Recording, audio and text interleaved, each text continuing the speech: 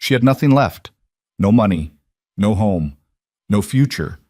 Just cold hands wrapped around a coffee pot and a smile she'd been faking for 8 months straight. Then the door opened, and the most dangerous man in Chicago sat down at her table and said 4 words that changed everything. I know where he is. If you've ever been betrayed by someone you trusted with your whole life, this story is for you. Stay until the end, hit that like button, and drop a comment telling me what city you're watching from. I want to see exactly how far this story travels. Now let's begin.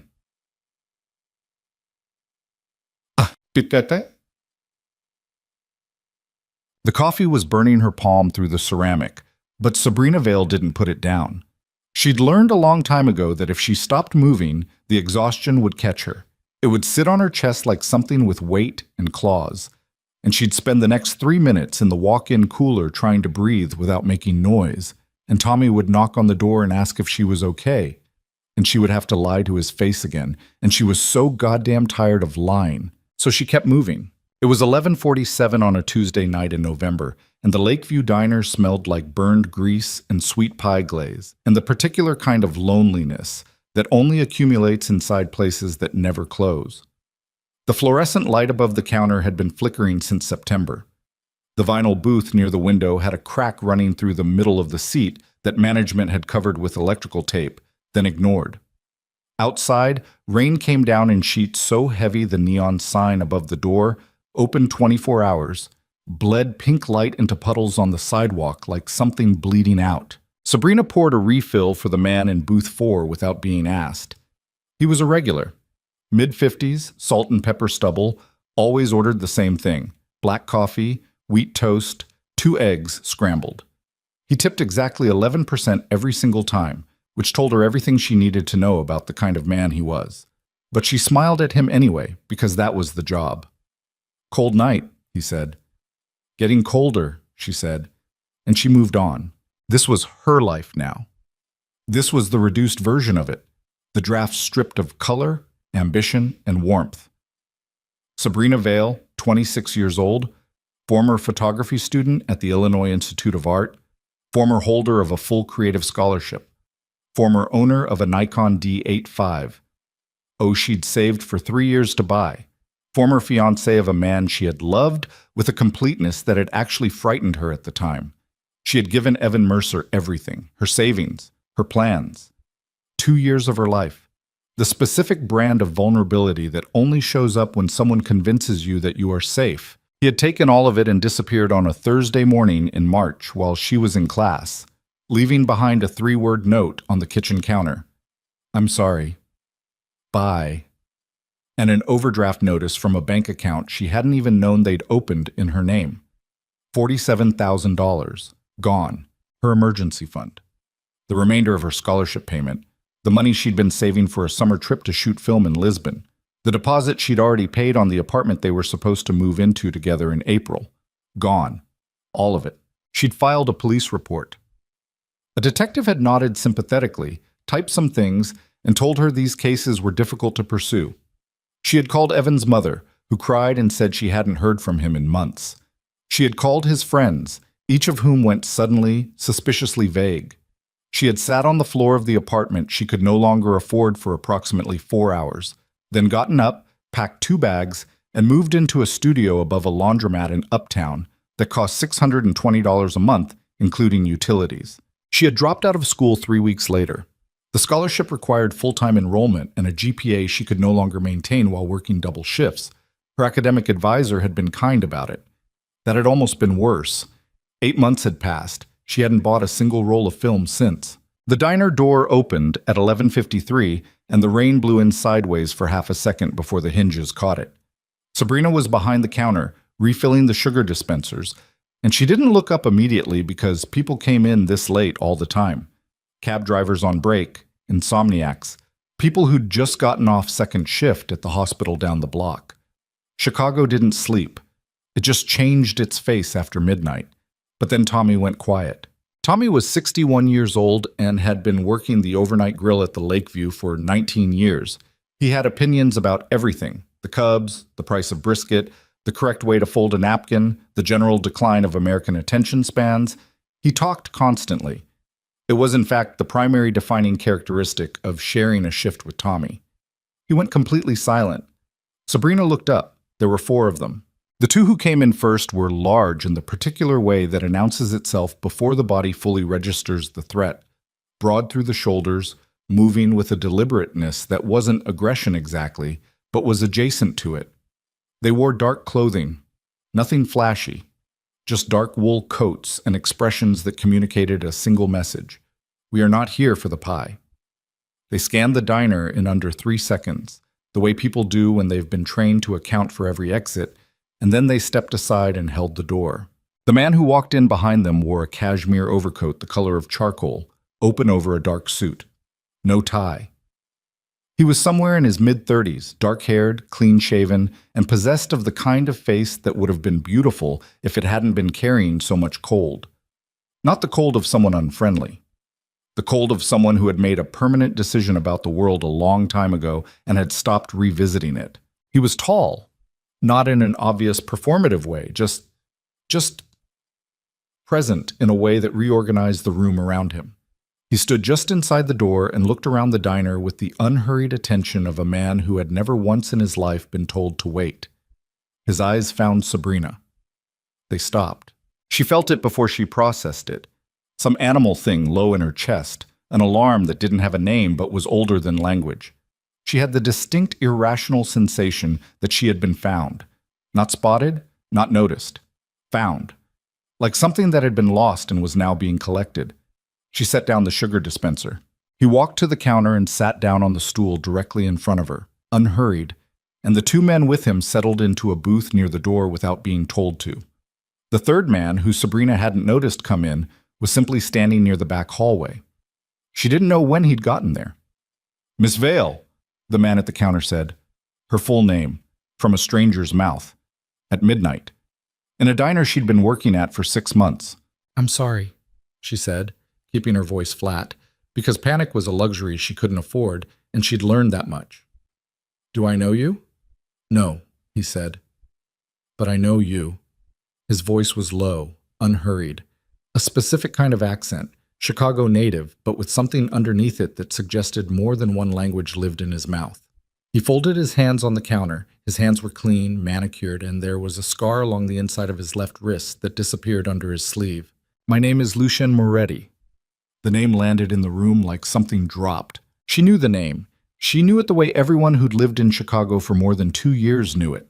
Not from newspapers, not from anything as concrete as an article or a fact, but from the particular texture of whispered conversations, from the way people's voices changed when they said it, from the lowered eyes and the careful silences that followed. Lucien Moretti. Hotels, real estate, construction. The clean front of an empire that everyone in the city understood to be something else entirely. "Okay," she said. She almost smiled. Almost. "You're not afraid. You sat down at my counter at midnight. I'm going to need you to tell me what you want before I decide how to feel about it." That time, something moved in his eyes. Not quite amusement. Recognition, maybe. He studied her the way she'd once studied light sources before a shot, with practical attention. "Coffee," he said, "and a conversation." She poured the coffee. Her hand was completely steady. She was proud of that later. "I know what happened to you in March," he said, when she set the cup in front of him. "Evan Mercer. The money. The apartment. The police report that went exactly nowhere." The name hit her like cold water. She kept her face still. "Why do you know that?" "Because Evan Mercer stole from me too." The fluorescent light flickered twice above them. Somewhere behind her the grill hissed. "How much?" she asked. "More than you," he said, "in a different currency." She looked at him for a long moment. "What does that mean?" Lucien Moretti wrapped both hands around the coffee cup she'd given him. Black, no sugar, she'd noticed. And for just a second, something shifted in his face. Not vulnerability, exactly.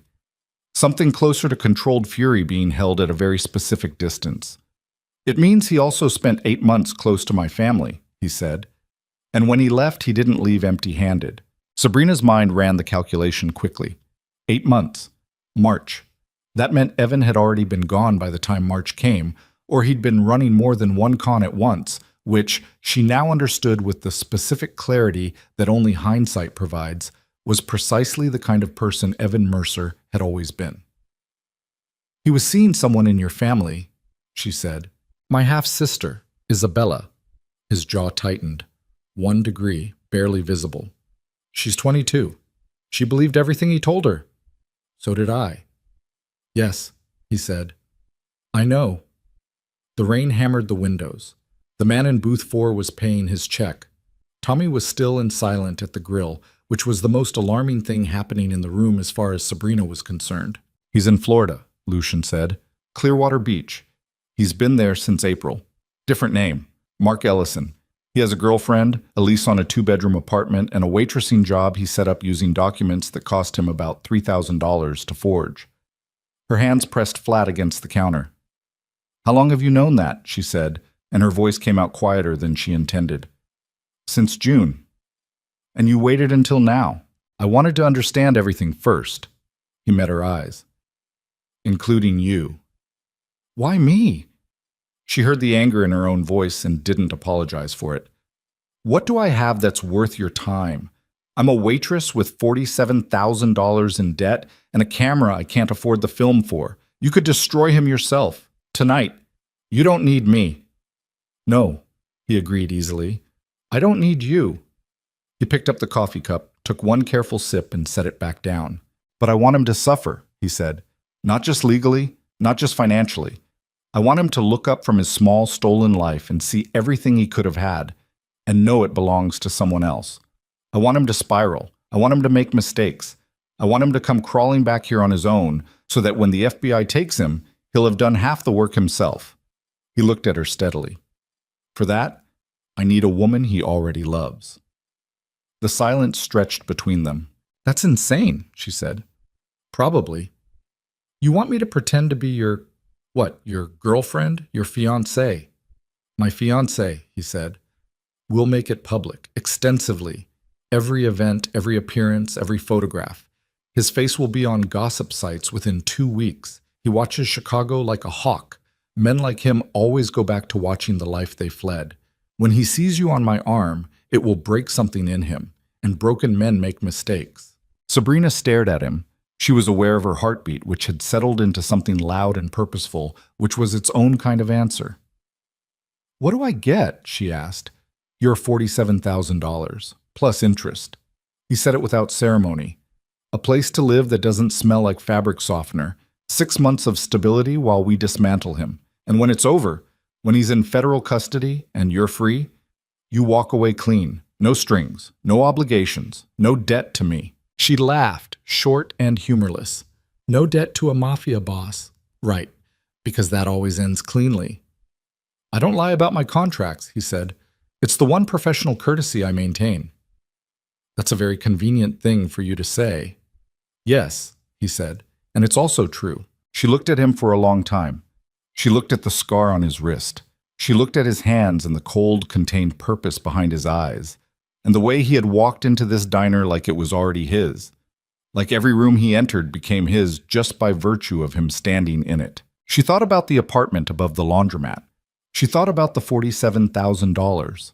She thought about standing in the kitchen on a Thursday morning in March, reading 3 words on a slip of paper while the life she'd built quietly emptied out beneath her feet. She thought about Lisbon, about the camera she hadn't touched in 8 months, about the specific shade of late afternoon light through dirty glass that she'd been photographing the morning everything ended, and how she'd never actually finished developing that roll of film. "I want it in writing," she said. "Every dollar, every term." "Tomorrow morning," he said. "My lawyer will deliver the documents to you before 9. "I need until 6 tonight to decide." He nodded once. He left $40 on the counter for a $2 cup of coffee, and stood, buttoning his coat with unhurried precision. "Miss Vale," he said at the door. She looked up. "He left you behind," Lucian said. "It's time to be the reason he regrets it." The door closed. The rain swallowed him. Tommy let out a breath that sounded like it had been building for 6 minutes. "Sabrina," he said. "That was Lucian Moretti." "I know," she said. "You know what he—" I know, Tommy.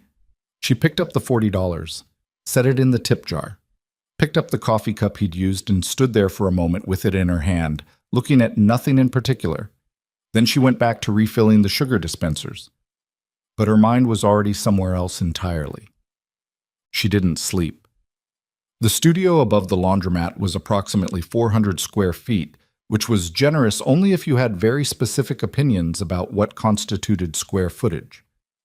The bed folded out of the wall. The kitchenette was a single hot plate, a mini fridge, and a piece of counter space barely wide enough for a cutting board. The window looked out onto an alley where someone's generator hummed all night. She sat on the edge of the fold-out with the lawyer's documents in her lap. They had, in fact, been slid under her door by 7:45 in the morning before she'd even come off her overnight shift, which told her something about the kind of machine she was considering walking into. And she read every line 3 times. It was exactly what he'd said, $47,215. The specific amount, down to the exact dollar, which meant he'd had her bank records, which meant he'd had access to information that should have been private, protected, sealed inside financial institutions, which meant that the machine she was looking at had arms that reached into places she hadn't even considered. That should have terrified her. It did, a little. But underneath the fear was something harder and more practical, which was the understanding that the world she'd been operating in, the world of police reports and academic advisors and overdrawn accounts and electrical tape repairs on broken diner booths, had not protected her either. That world had nodded sympathetically and typed some things and told her these cases were difficult to pursue. Lucien Moretti had found Evan Mercer in 2 months. She read the contract again. The terms were precise and contained no ambiguities she could identify, which either meant it was legitimate or meant the people who drafted it were skilled enough to hide the ambiguities she couldn't see. She had no way of knowing which. She thought about that for a while. Then she called the one person she trusted. Daria Kovac had been her roommate for 2 years at the Institute before Sabrina moved in with Evan, which Daria had expressed reservations about at the time in the specific, careful way of a friend who knows their opinion won't be well received.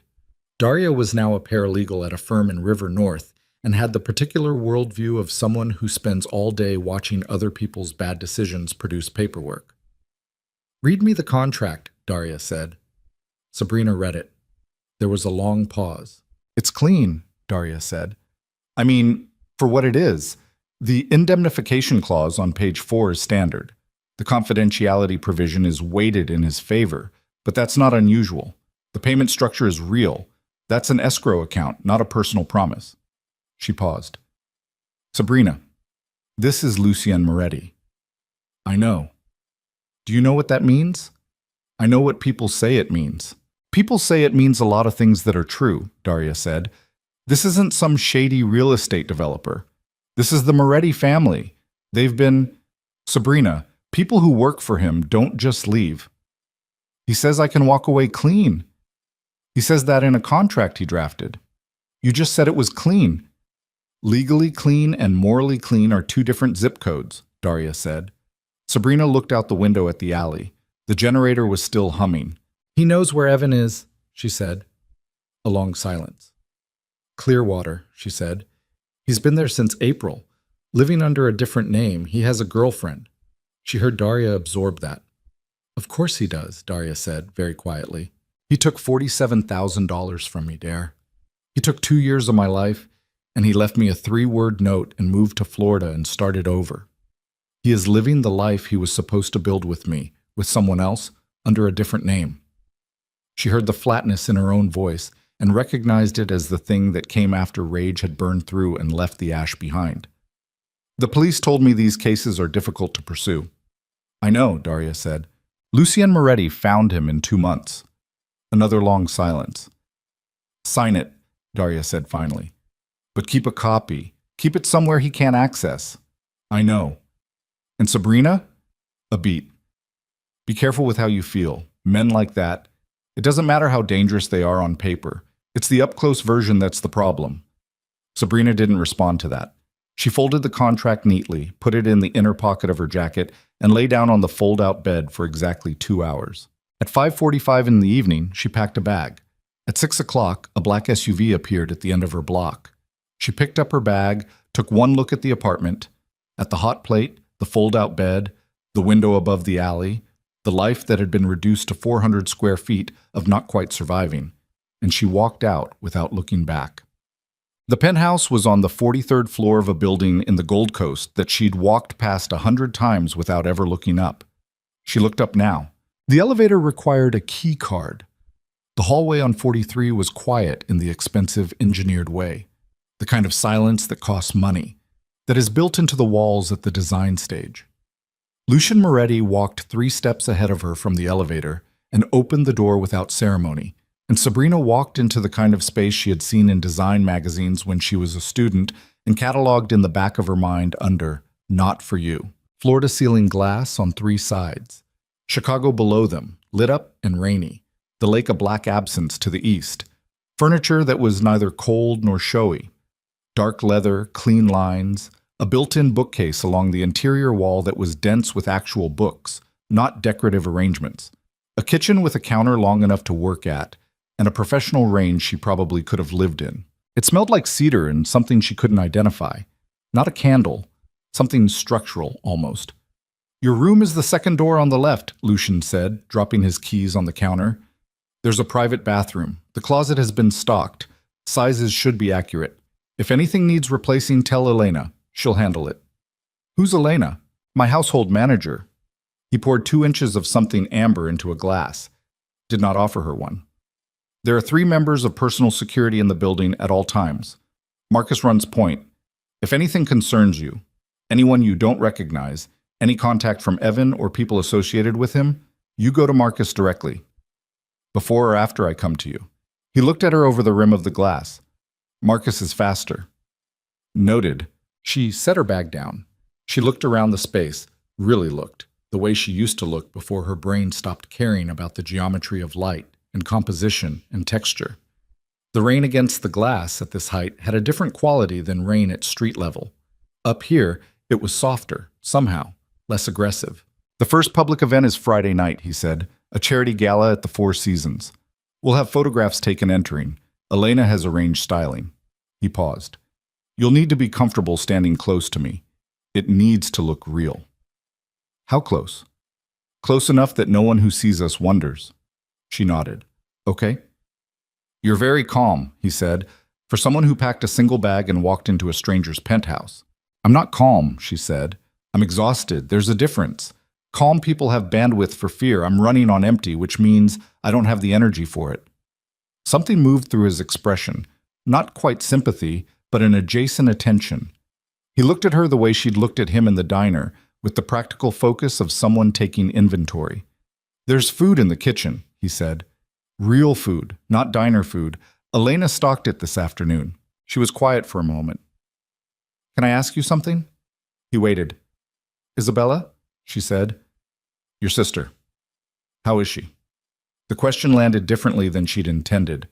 She watched it go through him, watched the careful, layered composure shift fractionally. "She's safe," he said. "She's home. She's—" A pause, controlled and brief. "She's 7 months along." 7 months. March was 8 months ago. The calculation wasn't difficult. "Does she know about any of this?" Sabrina asked. "She knows he's being handled," he said. "She doesn't need the details. She's going to have his child." "She's going to have a baby," he said. "The child belongs to this family. Evan Mercer has no place in it." She studied him for a moment. The absolute certainty in that sentence, the complete lack of ambiguity. It wasn't cruelty. It was something older and more structural, a loyalty built on a foundation that didn't ask permission. She found to her own mild surprise that she understood it. She picked up her bag and went to find the second door on the left. The room was not what she expected, though she couldn't have said precisely what she'd expected. Not this.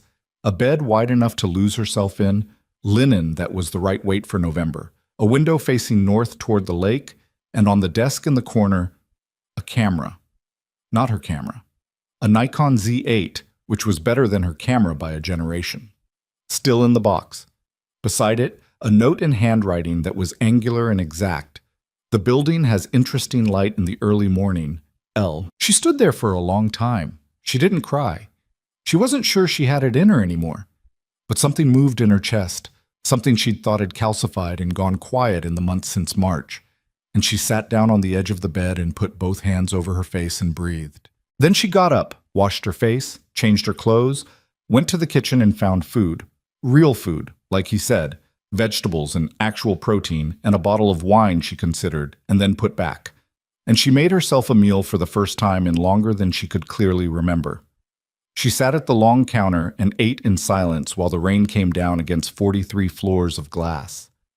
Chicago hummed below her like something alive. Somewhere in Florida, in a two-bedroom apartment under a fake name, Evan Mercer was sleeping easy. Not for much longer. Mute. By Friday evening, Sabrina Vale no longer looked like herself. That was not an observation of loss. It was a factual assessment of transformation, and she stood in front of the full-length mirror in the penthouse's dressing room and made herself examine it without flinching. The gown was black silk, structured at the shoulders, open at the back to the waist.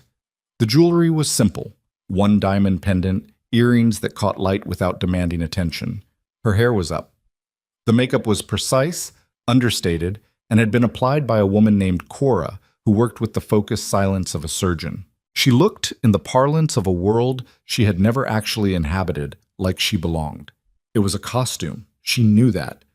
But it fit. Lucien appeared in the doorway of the dressing room at 7:45. He wore a dark suit with a white shirt, no tie, which she was beginning to understand was his signature refusal of formality, the gesture of a man who attended formal events on his own terms. He looked at her with the assessing attention she was getting used to. "Good," he said. "High praise," she said. "It is," he said, without irony. In the elevator down, he gave her the framework in the same precise, unhurried voice he used for everything. They had been together since the summer. They'd kept it private initially. He valued privacy. Her background was being managed. A story had been developed, attributing her scholarship, her photography work, a vague portfolio of creative projects. Nothing provable, nothing that required maintenance. His circle would ask few questions. They all knew better. "What do I call you?" she asked. "Lucien." "Not Luke?" "No one calls me Luke." "What about in private?" He looked at her sideways. "We're never really in private," he said. "Not in the way you mean. There are always people in this building." "That's not what I asked." A pause. The elevator opened onto the lobby. "Lucien," he said. "That's all?" The SUV was waiting. Marcus held the door. Outside the Four Seasons, photographers were arranged with the particular organized hunger of people who have been tipped off. And when Lucien stepped out first and turned to give Sabrina his hand, she took it. She was aware of the warmth of his palm, the steadiness of it, the way he didn't grip her hand. He simply held it, with a certainty that felt, despite everything, like the most solid thing she'd touched in 8 months. The cameras went off like small lightning. She turned her face toward him just slightly, the way she'd been told, and in the burst and flash she felt something she hadn't expected. Not performance, not pretending, but the strange, quiet clarity of a woman who had spent 8 months being invisible, being seen. She kept her face composed. But something had begun. On Saturday morning, Sabrina was up before 7, barefoot on the cold kitchen tile, making coffee and not entirely sure why she felt more rested than she had since March, when she heard Lucien's voice from the living room. He was on the phone. She wasn't trying to listen, but the penthouse was open plan and his voice carried. "I don't care what Marcus says. No one touches him until I say so. Not yet." A pause. "Because I want him watching. I want him watching her." She stared at the coffee maker. "Tell Reyes to sit on the accounts. If anything moves out of Florida, I want to know in 10 minutes. Another pause, longer. "Isabella's fine. She's resting. Stop asking me and start working." The call ended. She heard him come into the kitchen. She poured 2 cups without turning around. "You heard that," he said. "Some of it." She turned and handed him one of the cups. He took it. He looked at her with the kind of expression that was not apology. It didn't ask for anything, but was honest about itself. "The plan requires patience," he said. "I figured. You're not bothered by it?" She considered the question. Outside, Chicago was gray and damp, and the lake was a flat pewter line below the clouds. The photographs from last night had already appeared on 2 gossip sites. She'd looked first thing, and the comments were doing exactly what Lucian had predicted. Who is she? And Lucian Moretti. And already, one person tagging a Florida area account with the message, "Bet a certain someone is going to hate this." She looked at Lucian across the counter. "I'm bothered by a lot of things," she said. "I'm choosing which ones to act on." He studied her. "And this?" "This is the one I'm not acting on," she said. He nodded once, drank his coffee, and the morning moved forward, gray and purposeful and full of something that had not yet been named. She didn't know it yet, but 3 days later, Evan Mercer would see the photographs, and everything would begin to crack. The photographs were everywhere by Monday. Sabrina knew it before she checked her phone, because Marcus knocked on her door at 6:48 in the morning, early even by the penthouse's standard operating rhythm. And when she opened it, he handed her a tablet with the screen already lit. 12 separate outlets, 4 gossip sites, 2 legitimate entertainment columns that had apparently decided Lucian Moretti's romantic life qualified as culture. The clearest photograph was from the Four Seasons entrance. Her hand in his, her face turned slightly toward him, the diamonds catching the flash. The headline on the largest site read, "Moretti's Mystery Woman. Who is she?" 3 other headlines were less restrained. "He's seen it," Marcus said. She looked up from the tablet. Marcus was built like a man who had spent decades making himself useful in situations that required something more than conversation. Late 40s, close-cropped gray at his temples, a face that had learned a long time ago to give nothing away without permission. He had worked for the Moretti family for 11 years, which Sabrina had learned not by being told but by the way Lucian spoke to him, not like an employee, like a fact of the landscape. "Evan," she said. "Someone in his network flagged it to him at 4 this morning, Florida time." Marcus's expression didn't change. His phone activity spiked. He made 7 calls in 40 minutes. 7 calls at 4 in the morning. She could picture it. Could picture him sitting up in whatever stolen bed he was sleeping in the life he'd built from her money and his lies, and staring at a photograph of the woman he'd left behind standing in diamonds next to the most feared man in Chicago. Good, she thought, and the thought had no warmth in it. It was flat and hard and precise, like a surgical instrument. "Where's Lucien?" she asked. "His office. He's been up since 3. She handed back the tablet, went to get dressed. His office was the room she'd been told was private, which she'd respected for 4 days without being asked to. Today she knocked once and went in before he answered, because something about Marcus's expression at 6:48 had communicated that waiting for an invitation was not the right instinct this morning. Lucian was standing at the window. Jacket off, sleeves rolled to the forearm, a phone in one hand and a posture that told her the call had just ended and hadn't gone the way he wanted. The desk behind him was scattered. Actually scattered, papers and open folders and 2 empty coffee cups, which was the first visible evidence she'd seen that disorder was something he could produce. He turned when she came in, looked at her. "He's moving money," Lucian said without preamble. "Already?" "Small transfers, 800 here, 1,200 there, pulling from 3 different accounts." He set the phone on the desk. He's scared. Scared men liquidate. Or they run. He's not running. He said it with a certainty that wasn't arrogance. It was something more specific, a knowledge of how a particular kind of person behaves when they feel cornered. Men like Evan don't run when they're scared. They come toward the thing that frightened them. They need to understand it, control it. He looked at her. "He'll make contact within the week." "With me?" "With someone who can reach you. He'll find a way." She stood in the middle of the office and thought about that. The idea of Evan Mercer trying to reach her didn't produce the response she might have predicted 6 months ago. Not the chest tightening, not the specific nausea of someone who had been hurt by a person they trusted.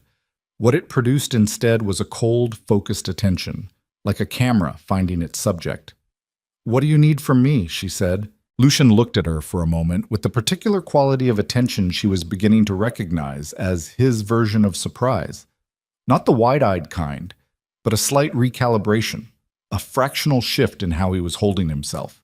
"Today?" he said. "Breakfast. We eat here, in view of the building's cameras. And we look like two people who slept in the same penthouse because that's what they do. He paused.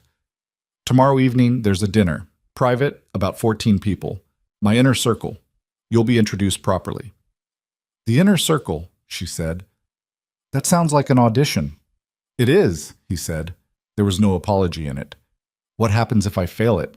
You won't, he said. You handled the gala without coaching. You read a room the way someone does when they've been trained to observe, not perform. Your photography background, the way you look at a space before you settle into it. He picked up one of the coffee cups, found it empty, set it back down. These people will see what they expect to see because we'll be giving them something coherent to look at. Just stay close and let them talk. And don't volunteer information. Don't volunteer anything, he confirmed. She nodded. She turned to go. Sabrina. She stopped. He made 9 calls, Lucienne said. Not 7. Marcus told you 7 because he thought the number might alarm you. He held her gaze. I don't manage information I share with you. If something happens involving Evan, you hear the real number. She felt something shift in her chest. Not gratitude exactly, but something that occupied similar space. 9 calls, she said. 9 calls in 38 minutes. A beat. He's unraveling. Good, she said. And this time, she let him hear the flatness in it. He did. She watched him process it, and what she saw in his face wasn't discomfort with her anger. It was something that looked almost like respect. She went to make breakfast. The dinner on Tuesday was held in a private room at a restaurant in the West Loop that had no sign on the door and no reservation system accessible to the general public. 14 people around a long table with the kind of easy authority that comes from spending decades in a world where the rules are yours. Sabrina wore deep burgundy. She sat to Lucien's right and spent the first 40 minutes doing exactly what he'd said, staying close, letting people talk, watching. They were interesting, these people. Not what she'd expected, or rather, not entirely what she'd expected.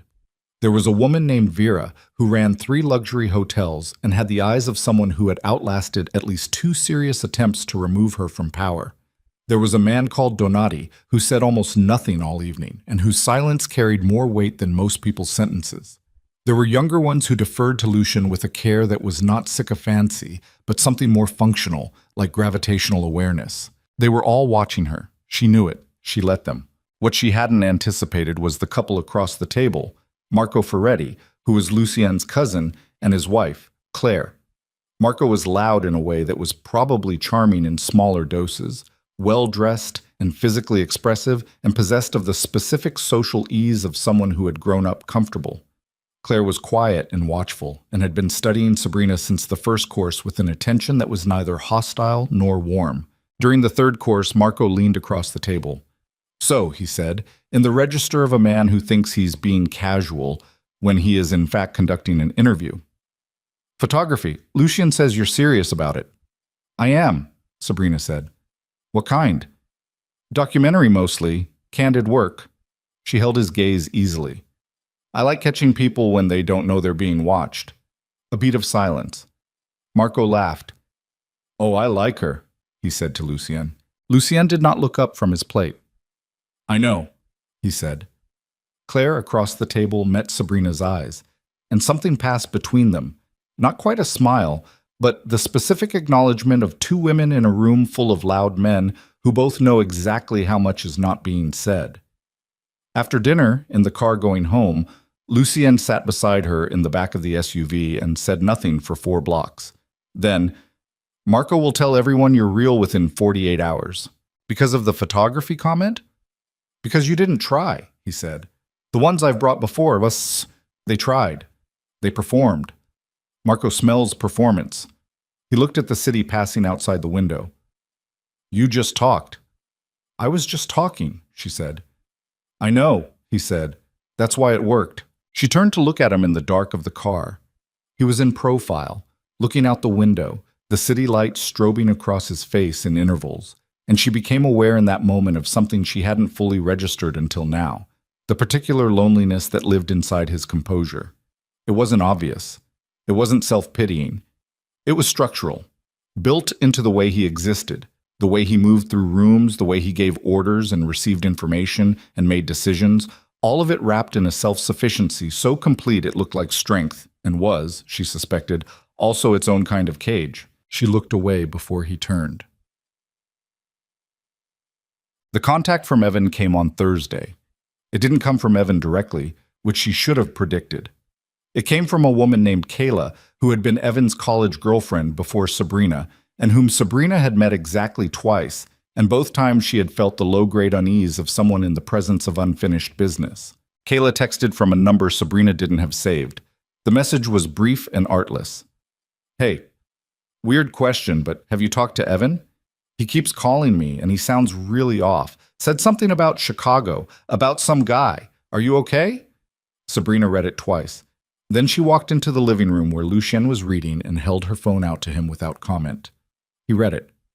His jaw tightened slightly. He handed the phone back. "Don't respond yet," he said. "I know. Let him wait 3 hours. Then reply. Something neutral. You haven't talked to Evan in months. You've moved on. You're fine." He paused. "Don't mention me. He already knows about you. He knows about us. But you mentioning me confirms you're thinking about him thinking about us." He looked at her steadily. "Don't give him that." She nodded, sat down, turned the phone face down on the cushion beside her. They were quiet for a moment in the same room, which was something she was becoming accustomed to. The particular quality of shared silence in the penthouse, which was different from the silence of the studio apartment. That silence had been empty. This one was occupied, dense with things neither of them was saying. "Can I ask you something?" she said. He closed his book without marking the page. "Isabella's father," she said. "Your father. He's not dead," Lucien said. 7 years ago. "And her mother?" "Different mother than mine." A pause. No visible discomfort, just the flat delivery of facts that had been processed long ago. "She left when Isabella was 3. I raised her." He said it the same way he said everything, without asking for a response. "How old were you?" 24.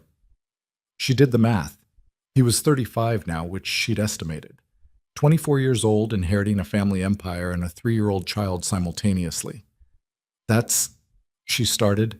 "It was what it was," he said. Not dismissive, just finished. She looked at him for a moment. "She's lucky to have you.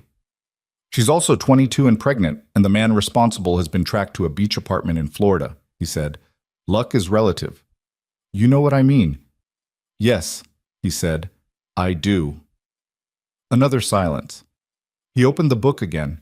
She picked up the phone and turned it over in her hands. 3 hours, she said. 3 hours, he confirmed, and went back to reading. Friday broke with this kind of cold that came off the lake like an intention, and Sabrina was up early with the new camera, the Z8 she had finally, after 5 days, removed from the box. She hadn't told Lucien she'd started using it. She wasn't sure why. It felt private in a way she couldn't explain, like the first breath after a long time underwater, and she wasn't ready to share the sound of it. She stood at the north window in the early gray light and shot the lake. The way the light hit the water from that height had a quality she'd never captured before.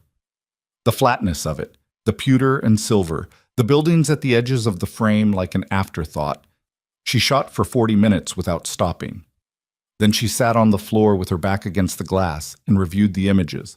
And for the first time since March, the specific quietness that used to live inside her when she was working came back, tentative and uncertain and real. She heard him behind her before he spoke. "You're up early," Lucien said. She didn't startle. She'd heard the bedroom door.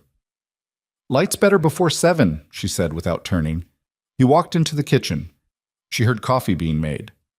A few minutes later, he appeared in her peripheral vision and sat down on the couch with his cup. Not close, but not distant, and didn't say anything else.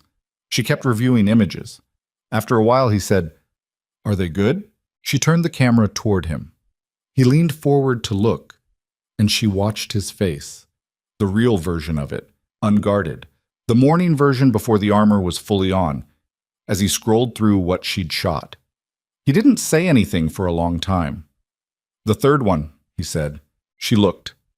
The third image was the lake at its most still. the light just barely beginning to shift from gray to something warmer at the horizon, and in the foreground, caught in the reflection on the glass, the faintest ghost of the penthouse interior, her own silhouette barely visible, ghost-like and superimposed over the dark water. "Yeah," she said quietly. "That's the one." He handed the camera back. Their fingers didn't quite touch. "You should be shooting," he said, "not waiting tables." "Well," she said, "life had other plans." "Plans change," he said, and went back to his coffee. She put the camera down and looked at her hands and told herself firmly that the warmth working its way up through her chest was circumstantial. It was proximity. It was gratitude. It was the exhaustion of 8 months without anything resembling safety, creating the illusion of attachment. She had given Daria's warning more credit this morning than she had the week before.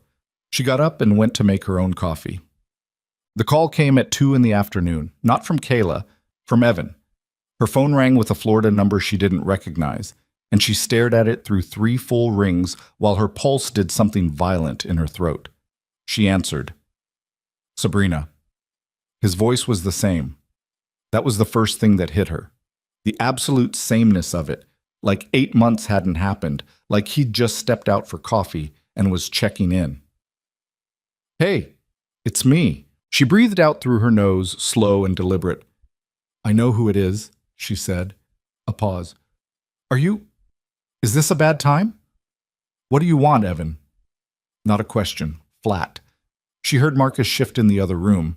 She'd told him the number when she answered, 3-second delay, fingers finding him by memory across the counter. I saw something online." His voice had an edge to it now, the practiced casual crumbling into something with more grain. "About you, with some guy.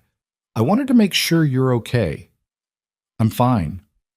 "Sabrina, I'm fine," she said again. "I've moved on. I suggest you do the same. That man is dangerous. Low and urgent now, the intimacy of a warning, as if he had standing, as if he'd earned the right to warn her about anything. I don't know what he told you, but Lucien Moretti is not.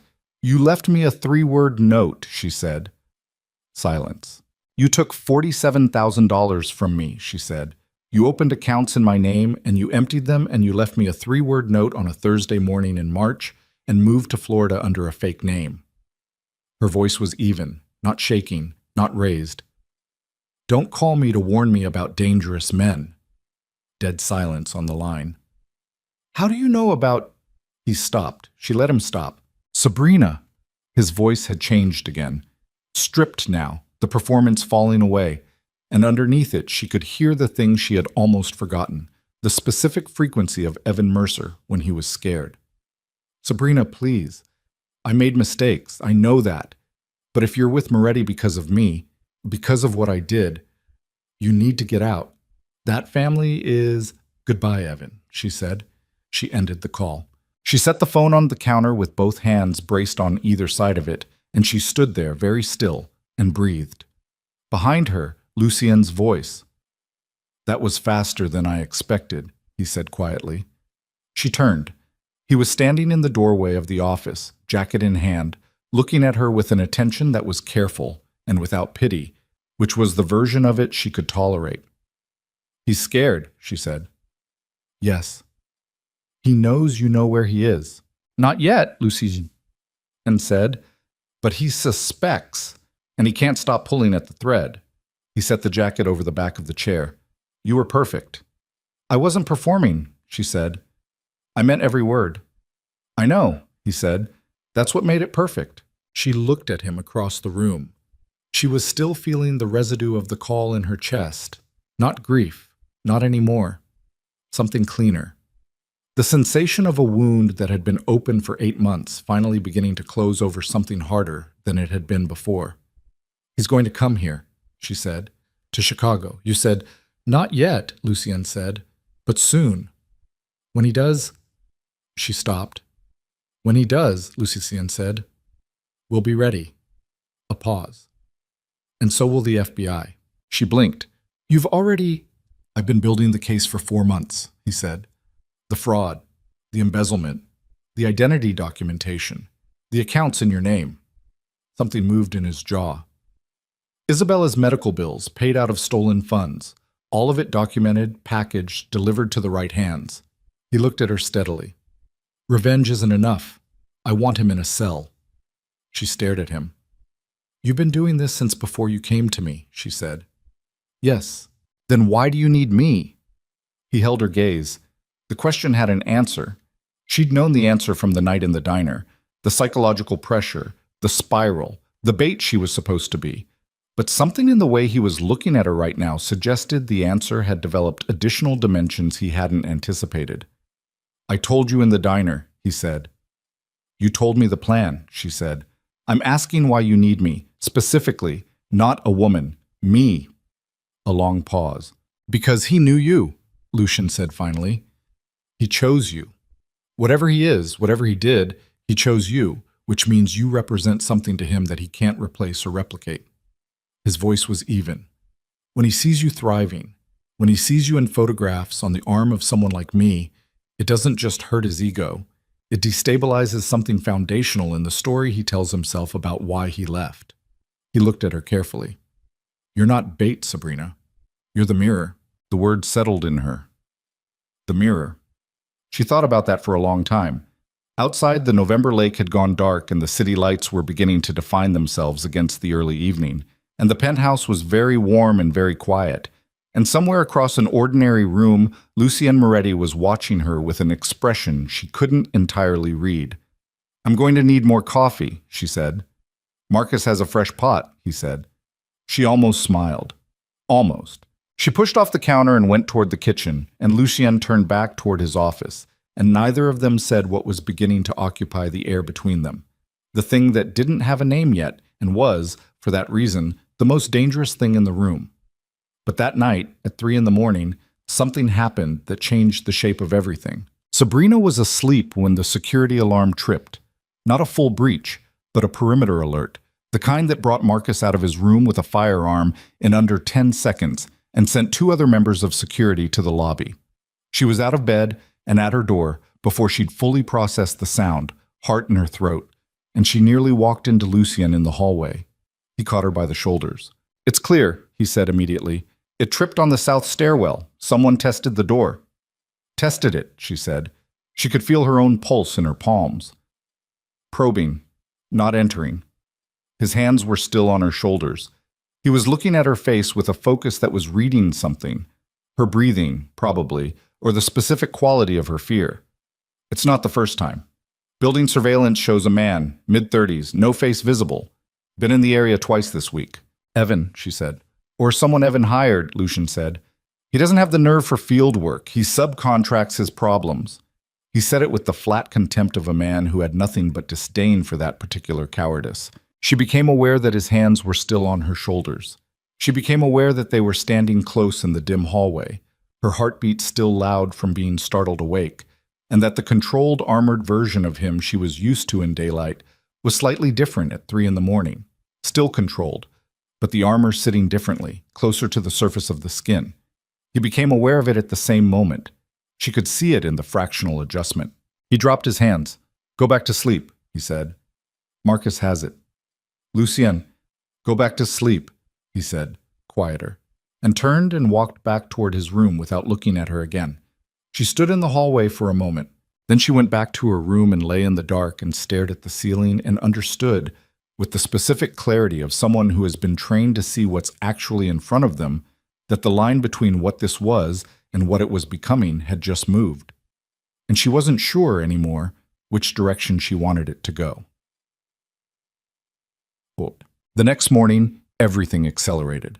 Marcus came to the breakfast table at 7:15 with his expression arranged in its most careful configuration, which Sabrina had already learned meant the news was not minor. He set a printed photograph on the table between her and Lucian. It was a surveillance still, grainy and time-stamped. 2:41 in the morning, south stairwell door of the building. A man in a dark jacket, face angled down but partially visible in the overhead light.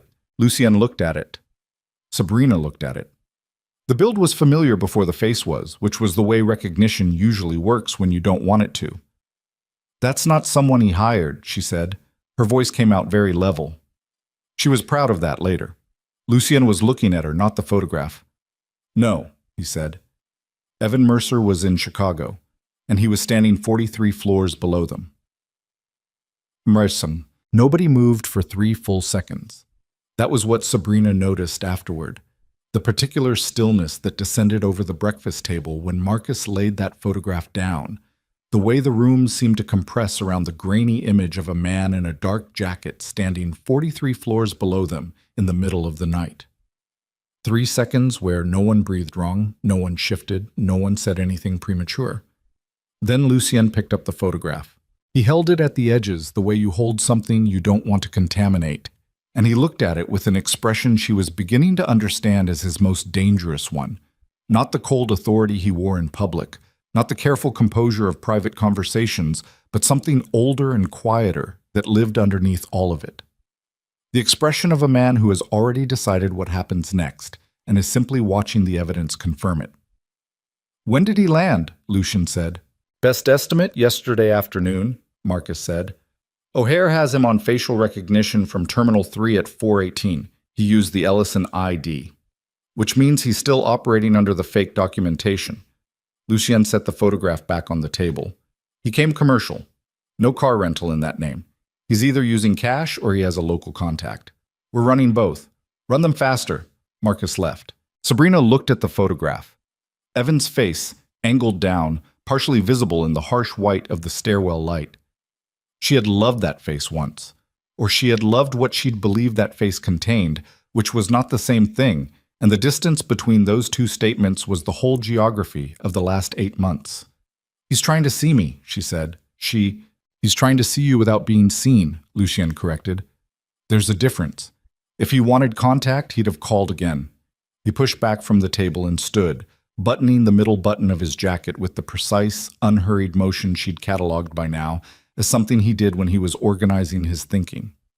He came to look, to confirm what the photographs told him. That I'm real, she said. That you're his. He looked at her. In his mind. Still. That's how he's built. Everything he touches belongs to him in some permanent, foundational way, regardless of what he did to acquire it or destroy it. His voice had no heat in it, just the diagnostic flatness of a man describing a specimen. He needs to see you in this context with his own eyes before he acts. Photographs can be staged. He knows that. He knows that because he staged them, she said. Yes. She picked up her coffee. It had gone cold. She drank it anyway. So what do? She said. We give him what he came for, Lucien said. Today. We go out. You and I. In public. In daylight. Let him see you. Let him see us. He paused. And then we let him break. She nodded slowly. There's one more thing, Lucien said. His voice shifted, fractionally, barely perceptible, but she heard it. She looked up. Isabella wants to meet you, he said. Isabella Moretti lived in a townhouse in Lincoln Park that Lucien owned and that felt, from the moment Sabrina walked in, like a deliberate act of shelter. It was warm and slightly overfurnished in the way of someone who had decorated for comfort rather than aesthetics, full of soft textures and indirect light, and the smell of something baking that turned out to be store-bought cookies Isabella had put in the oven because, she explained without embarrassment, she liked the way it made the house smell. She was 7 months pregnant, dark-haired like her brother, and possessed of a face that wore its emotions differently than his. Where Lucien's composure was constructed and maintained, Isabella's was simply her natural state, open and direct and occasionally startling in its lack of filter. She opened the door before Sabrina could knock. You're shorter than the photographs, Isabella said. I'm wearing flats, Sabrina said. Isabella looked at her feet. Huh. Fair. She stepped back. Come in. Lucien texted that you were on your way and then stopped answering, which is how he communicates when he's doing something he doesn't want me asking about. He's handling something, Sabrina said, stepping inside. He's always handling something. Isabella closed the door. Do you want tea? I can't have coffee anymore, and it's making me a genuinely worse person. Tea is fine.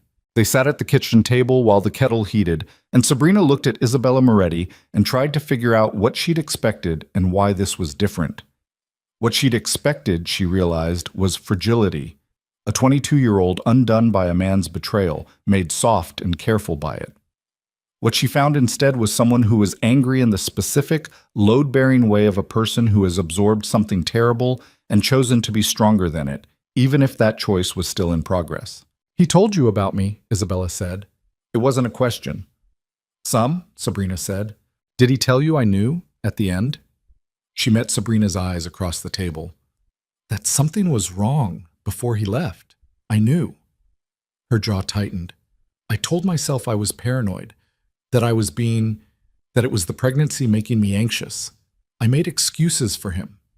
She said it with the particular self-directed anger of someone who had already had this conversation with themselves many times. "He was lying to my face for the last 2 months, and I kept choosing not to see it." "That's not stupidity," Sabrina said. "That's what happens when you trust someone. It's what happens when you trust the wrong someone." "Yes," Sabrina said. "It is." Isabella looked at her for a long moment. The kettle began to make noise. She got up, carefully, with the precise physical awareness of someone in the last trimester, and poured without asking how Sabrina took it, then set both cups on the table and sat back down. "He's here, isn't he?" Isabella said. "Evan, in Chicago." Sabrina was quiet for one beat. "You should ask Lucien. I'm asking you." Not aggressive, just direct, with the weight of someone who was done being managed. "I'm 7 months pregnant, and this is my life and my child's life, and I'm done having information rationed to me by people who think they're protecting me." Sabrina looked at her. "Yes," she said. "He got into the city yesterday." Isabella absorbed that. She wrapped both hands around her cup, the same gesture, Sabrina realized with a jolt, that Lucien made, and she breathed steadily through her nose and looked at the table. "Okay," she said. Quiet. Controlled. "Okay. Isabella, I'm fine." She looked up. Her eyes were clear. "I'm not going to fall apart. I did my falling apart in April. I'm done with it." She held Sabrina's gaze. "Is Lucien going to keep him away from me?" "Yes," Sabrina said, with a certainty she felt as a fact, not an opinion. "Absolutely yes." Something in Isabella's shoulders released. "Good," she said. Then, after a moment, "Do you love him?" The question arrived without warning and with no apparent sense that it might require preparation. Sabrina felt her hands go still around the cup. "That's," she started. "I know what the arrangement is," Isabella said. "Lucien told me. Fake engagement, psychological pressure campaign, FBI case. I know all of it." She looked at Sabrina with the directness of someone who had nothing left to be tactful about. "I'm asking what's actually happening, because I've known my brother for 22 years and I have never seen him put a camera on someone's desk before." The kitchen was very quiet. "We have a contract," Sabrina said carefully. "That's not an answer." "No," Sabrina said. "It's not." Isabella nodded slowly, like she'd confirmed something she'd already suspected, and wrapped her hands tighter around her cup, and didn't push further, which was its own kind of answer. Lucien was waiting outside in the SUV when Sabrina came out an hour later, and he looked at her face when she got in and said nothing for 2 blocks. Then, "How is she?" "Angry," Sabrina said. "Strong." A pause. "She knows he's here." His jaw tightened. "I was going to tell her tonight. She asked me directly. I wasn't going to lie to her." A long beat. She expected pushback, some version of the controlled authority he applied to information management, the careful rationing Isabella had named. Instead, he said, "That's fine," and turned to look out the window. "She asked if I love you," Sabrina said. He went very still. The SUV moved through early afternoon traffic, and Chicago passed outside the windows in its gray November specificity, the brick and the neon and the L tracks and the cold lake light, and neither of them looked at the other. "What did you tell her?" he said. His voice was even, careful. "That we have a contract," she said. A pause. "That's true," he said. "Yes," she said. "It is." And they didn't say anything else until they reached the Gold Coast, and she filed the conversation away in the part of herself she wasn't examining too closely yet, and told herself firmly that Isabella was 22 and pregnant and reading things into a situation that she needed to believe was a love story because love stories were safer than what it actually was. She told herself that. She didn't entirely believe it. Gisot. The public appearance was lunch at a restaurant on Michigan Avenue, outdoor seating under heat lamps because Lucian had, without explanation, requested the most visible table available. They sat close and the photographs happened organically, because they always did now.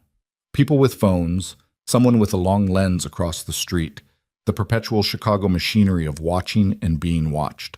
Sabrina kept her posture turned slightly toward him, kept her expression settled and warm, and felt the strange doubling of it, performing closeness that was no longer entirely performance, enacting an intimacy that had, somewhere in the last 2 weeks, stopped being entirely constructed. She was looking at the menu when she felt it, the particular awareness of being watched from the wrong direction. Not the cameras, not the phones. Something more specific, a gaze with pressure behind it, with the heat of something personal. She didn't look up immediately. She counted 3 seconds, then let her eyes travel casually to the left. Across the street. A coffee shop with floor-to-ceiling windows. A man at a corner table, face visible for just a second before he looked down. But 1 second was enough. She set the menu down. "He's across the street," she said quietly. "Coffee shop, corner window." Lucian did not look up, did not change his posture. He reached across the table and covered her hand with his, a gesture they had used before in public, comfortable and practiced, and his thumb moved once across her knuckles. "I see him," he said. "You can't see that from here." "Marcus texted me 30 seconds ago," he said. "He's been there since before we arrived." He looked at her now, meeting her eyes across the table with an attention so steady it anchored her. "Look at me." Not at him. "Look at me and laugh, like I said something." She looked at him. She laughed. Not a performance laugh, but an actual one, because the absurdity of the instruction was briefly genuine. A man asking her to laugh at nothing in front of the man who had destroyed her life while they dismantled him together. And Lucien, watching her face, produced something she hadn't seen from him before. A real smile. Not the controlled version, not the almost smile she'd cataloged. A real one, small and slightly crooked and lasting approximately 2 seconds before it disappeared back into his composure. She felt it in her chest like a small detonation. She looked back at her menu. "Don't fall apart on me now," he said quietly. "I'm not falling apart," she said. "I'm recalibrating." "Recalibrate faster," he said. "He's still watching." She recalibrated. 1. That evening, the plan came apart. She would reconstruct the sequence afterward, trying to identify the exact moment, the hinge point, the specific error, and she would never be entirely able to locate it, because betrayal of a certain kind doesn't arrive at a single identifiable moment. It accumulates. It has been arriving for longer than you knew. It started with a phone call to Lucien at 6:47 in the evening. She was in the kitchen and he was in the office, and she heard his voice change within the first 10 seconds. Not loud, not raised, but shifted in register, moving from the controlled working tone to something stripped and sharp underneath. She stayed where she was. The call lasted 4 minutes.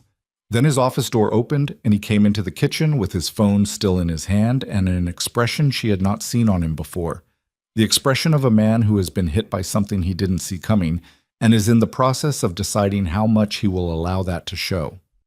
"What happened?" she said. He set the phone on the counter. "Reyes," he said. "One of my men in Florida. He's been feeding information to Evan for 6 weeks." She went cold. "What kind of information?" she said. "Everything." His voice was flat. The controlled fury beneath it was so compressed it had become structural. She could feel it in the room like pressure. "The case? The FBI contacts, the timeline, the documentation." He looked at her. "He sold it to Evan 3 days ago. All of it. For $40,000. The kitchen was absolutely silent. She understood the geometry of it immediately. The whole architecture of 4 months of careful construction, the fraud documentation, the packaged evidence, the FBI handoff that was supposed to happen when Evan came to Chicago and made his mistakes. All of it now in Evan's hands. All of it available to a man with enough money and enough panic to use it as either a weapon or an escape route. "He'll run," she said. "He already has a head start," Lucian said. "If he moves tonight, can the FBI still—" "Without the documentation in our hands, the case is weaker. Not gone. Weaker. Which means lawyers, delays, the possibility of a deal." His jaw tightened.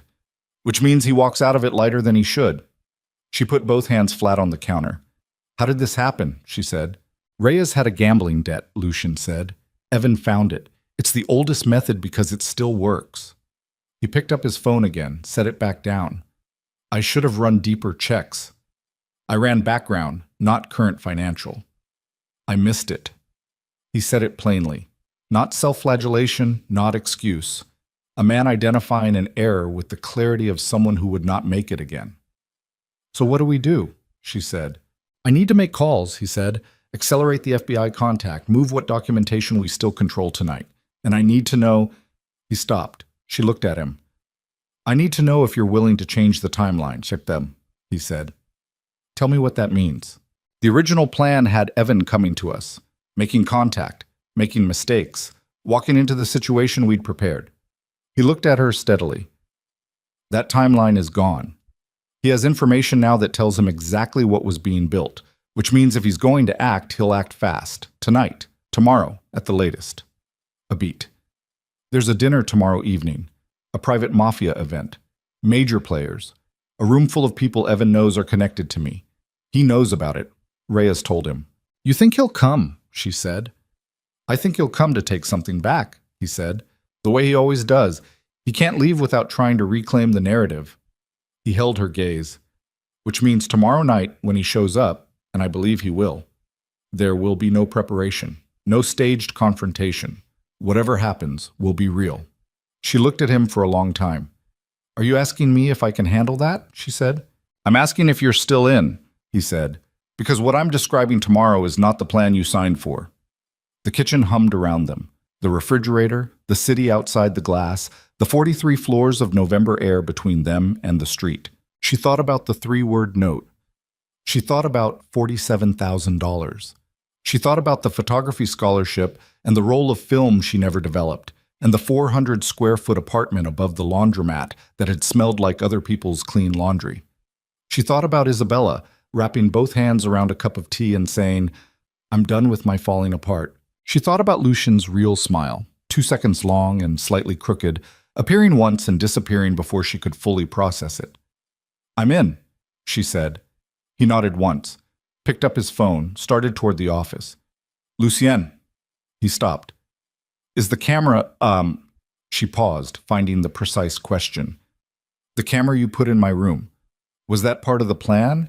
Make me feel... Give me something back so I'd be..."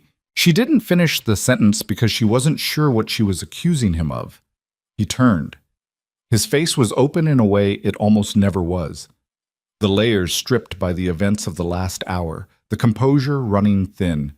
He looked at her with something that was, she thought, the closest thing to unguarded she had seen on him. "No," he said. Simple. No elaboration, no argument. She looked at him. "Okay," she said. He went back to the office. She stayed at the counter. Outside, the city went about its business 43 floors below. And somewhere in it, Evan Mercer was looking at everything Reyes had sold him and making decisions that would define the next 24 hours for all of them. She didn't sleep that night. She sat at the north window with the Z8 in her lap and didn't shoot anything. Just held it, the weight of it familiar now, and watched the city light move on the lake and tried to locate her own center. At 2 a.m, she heard Lucien's office door, heard him walk to the kitchen, heard the sound of water running, then silence, then his voice, low, "You should sleep." "So should you," she said, without turning. A pause. Then she heard him move, not toward his room, but toward the living room, and the faint sound of him settling onto the couch. And after a moment, the room went quiet again in the specific way that meant someone else was awake in it. They stayed like that until dawn, not talking, not sleeping, just present in the same dark space, while the city turned slowly from night to gray, both of them holding separately the weight of what was coming. "Tam," The next day moved with the particular speed of something that has already decided what it's going to do. Lucien was on the phone from 6 in the morning. She could hear fragments, names she didn't know, numbers that meant nothing to her, the short-clipped language of men building something quickly with imperfect materials. He ate standing up, barely. She made food for both of them, and he looked at the plate she put in front of him with something that crossed his face briefly before he picked up the fork. "Thank you," he said. "Eat it before it's cold," she said. He ate it. She counted that. At noon, a woman arrived at the penthouse that Sabrina hadn't met before. Mid-50s, steel gray hair, the kind of bearing that came from decades of authority. She was introduced as Adriana, and she spent 40 minutes with Lucien in the office speaking in voices too low to follow. When she left, Lucien came out with his jaw set and his eyes carrying something new. "What is it?" Sabrina said. "Reyes talked to the FBI," he said. "Not our contacts. Different agents. He's trying to flip, trade what he knows about me for immunity on the Evans situation." She stared at him. "He's building a case against you," she said. "Trying to," Lucien said. "What he has is partial, circumstantial. It won't hold. My lawyers are already—" He stopped himself. "But it changes tonight." "How?" He looked at her with an expression that was, she realized, the last version of the careful management she had been watching him maintain for 2 weeks. The final moment before the controlled exterior became something else. "Tonight isn't just about Evan anymore," he said. "If Reyes's FBI contacts move before my people can contain it, there may be agents at the dinner." She felt the full weight of it land. "Then we walk into a room where your enemies are giving information to federal agents," she said, "while the man who robbed me is somewhere in the building trying to reclaim something." "Yes," he said. "And the plan is—" "There is no plan," he said. "There's a direction.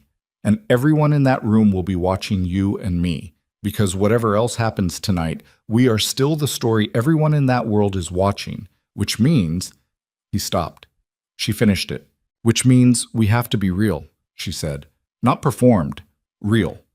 Because in a room full of people who can smell a lie from across the table, with federal eyes somewhere in the building and Evan Moretti already knowing every piece of the strategy," she heard her own voice, steady and flat and clear. "The only thing that will hold is something true." He looked at her for a long moment. "Yes," he said. The words sat between them like a door that had just opened. She looked back at him, at the man who had walked into a dying diner at midnight and offered her revenge and a contract, who had put a camera on her desk without explanation, who had stayed awake until dawn on a couch rather than leave her alone with the dark, who had smiled once and only once with something real behind it, and who was standing in front of her now with his careful architecture partially dismantled, looking at her with the expression of a man confronting something he had not planned for. "Okay," she said. "Okay," he said.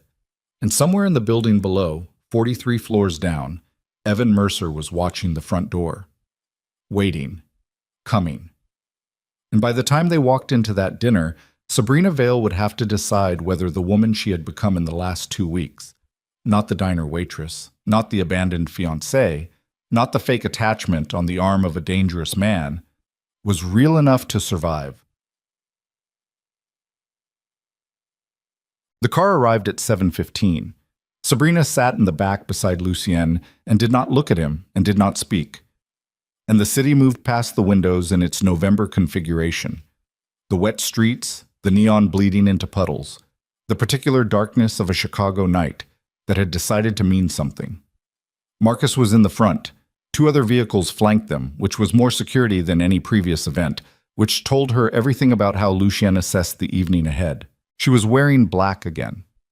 Not the gala gown, something different, closer to armor in its structure, fitted through the shoulders and severe at the neckline and chosen by her this time, not Elena, from the wardrobe that had accumulated over 2 weeks in the penthouse closet. She had stood in front of the mirror for approximately 90 seconds before coming out, which was the shortest she'd spent on her appearance since arriving, because tonight was not about the mirror. Tonight was about the room. "The dinner's 40 people," Lucien said without looking at her. He was looking out the window, his profile to her, and his voice had the particular quality it took on when he was running through operational details. Precise, stripped of inflection. "Private function room at the Meridian Club. Three entrances. Marcus controls the main door. Our people are on the service entrance and the emergency exit on the east side. Reyes's FBI contacts, she said. Where? We don't know yet. A pause. Possibly already inside. The Meridian Club has 3 staff members on Reyes's payroll. We identified them this afternoon. 2 are being managed. The 3rd is unaccounted for. She turned that over. How many people in that room know what Reyes told the FBI? She said. Everyone who matters assumes everything, he said. In my world, you always assume everything has been heard. He looked at her then, finally, and his eyes in the dark of the car were steady and carrying the specific weight of a man who had assembled every available resource and knew it wasn't quite enough. Which means tonight, every person in that room is watching to see whether I'm still standing, whether what Reyes sold actually damaged something structural. And if they think it did, then the ones who've been waiting for a moment of weakness will find one. His jaw set. So I can't give them one. She understood completely. And Evan, she said, Marcus has 2 men on the building perimeter. The moment he's spotted, he'll wait until we're inside, she said. He won't come at you in the street. That's not how he operates. He needs an audience. He needs to feel like what he's doing is righteous. She heard the flatness in her own voice, the specific, accumulated knowledge of a woman who had lived inside someone's patterns for 2 years. He'll come in through the event. He'll find a way to be in that room. Lucien looked at her. You know him, he said. I knew who he let me see, she said, but even that version had patterns. She met Lucien's eyes. He's going to try to get me alone, away from you. He'll engineer a moment, a distraction, something that pulls you sideways. And in that window, he'll try to talk to me, convince me. He still believes he can. Can he? Lucien said. The question landed without softness, direct and exact, and she understood why he was asking it, and she did not resent it. No, she said. One word. Nothing underneath it that needed unpacking. Lucien looked at her for one more second. Then he turned back to the window. Stay within arm's reach of me, he said. All night. If something separates us, I'll find Marcus. You'll find me, he said. Quiet. Absolute. She said nothing. But something in her chest shifted and settled, the way weight redistributes when you finally stop trying to carry it alone. The Meridian Club was old money made physical, dark wood paneling and brass fittings, and the smell of decades of expensive meals, the kind of room that had witnessed significant decisions and kept every one of them. The private function room off the main corridor had been set with round tables, low lighting, a bar along the south wall, and the ambient noise of 40 people who collectively controlled more of Chicago than most of the city's elected officials. They walked in together. She felt the room register them before she'd cleared the doorway. Felt the subtle, collective attention that was not overt but was absolute, every person in the room making a silent accounting of Lucien Moretti's posture and expression and the woman at his side. She had understood this in theory. She felt it now in her nervous system, the animal awareness of being assessed by a room full of people who were professionally skilled at assessment. She kept her chin level, kept her hand light on his arm, kept her face in the specific arrangement she'd found that read as composed without reading as performed. Marco Ferretti appeared within 30 seconds, which was either warmth or surveillance, probably both. Lucien. He kissed the European greeting, both cheeks, then turned to Sabrina. Sabrina. You look terrifying. I mean that as a compliment. I know you do, she said, and he laughed, and the laugh carried, and she felt the room relax 1/2 degree. Marco leaned close. There are 2 men at the table by the east window who arrived with Donati and have not spoken to anyone. They're watching the door.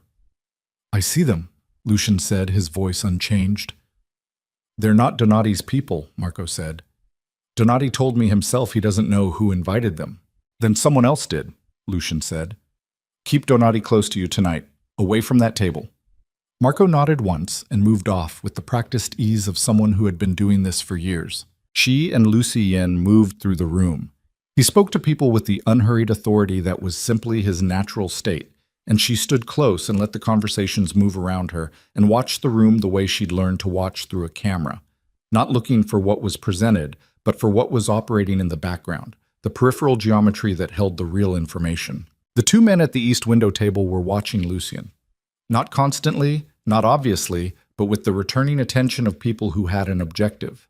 Their posture was slightly too still for civilians and slightly too casual for security. She filed it. At 8:15, she excused herself from a conversation to go to the bar for water and was aware immediately of someone moving to intercept her. Not Evan. A woman. Early 30s, dark-haired, in a dress that was exactly right for the room. She arrived at the bar 2 seconds after Sabrina and ordered wine and said, in a voice just below the ambient noise, "You need to know something." Sabrina looked at her. "My name is Carla Reyes," the woman said. "Daniel Reyes's wife." The name went through her like cold water. "You're not supposed to be here," Sabrina said quietly. "No, I came anyway." She wasn't looking at Sabrina directly. They were both facing the bar, two women having an unremarkable conversation.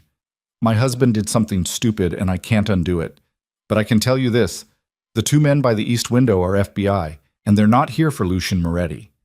Sabrina kept her breathing even. "Then who?" "They're here for Evan Mercer," Carla said. "He made contact with them directly, offered them documentation of Moretti's operations, things Daniel gave him, in exchange for immunity. They accepted." She took her wine. "But the deal is contingent on Evan delivering the documentation in person tonight. Here, they're his insurance policy.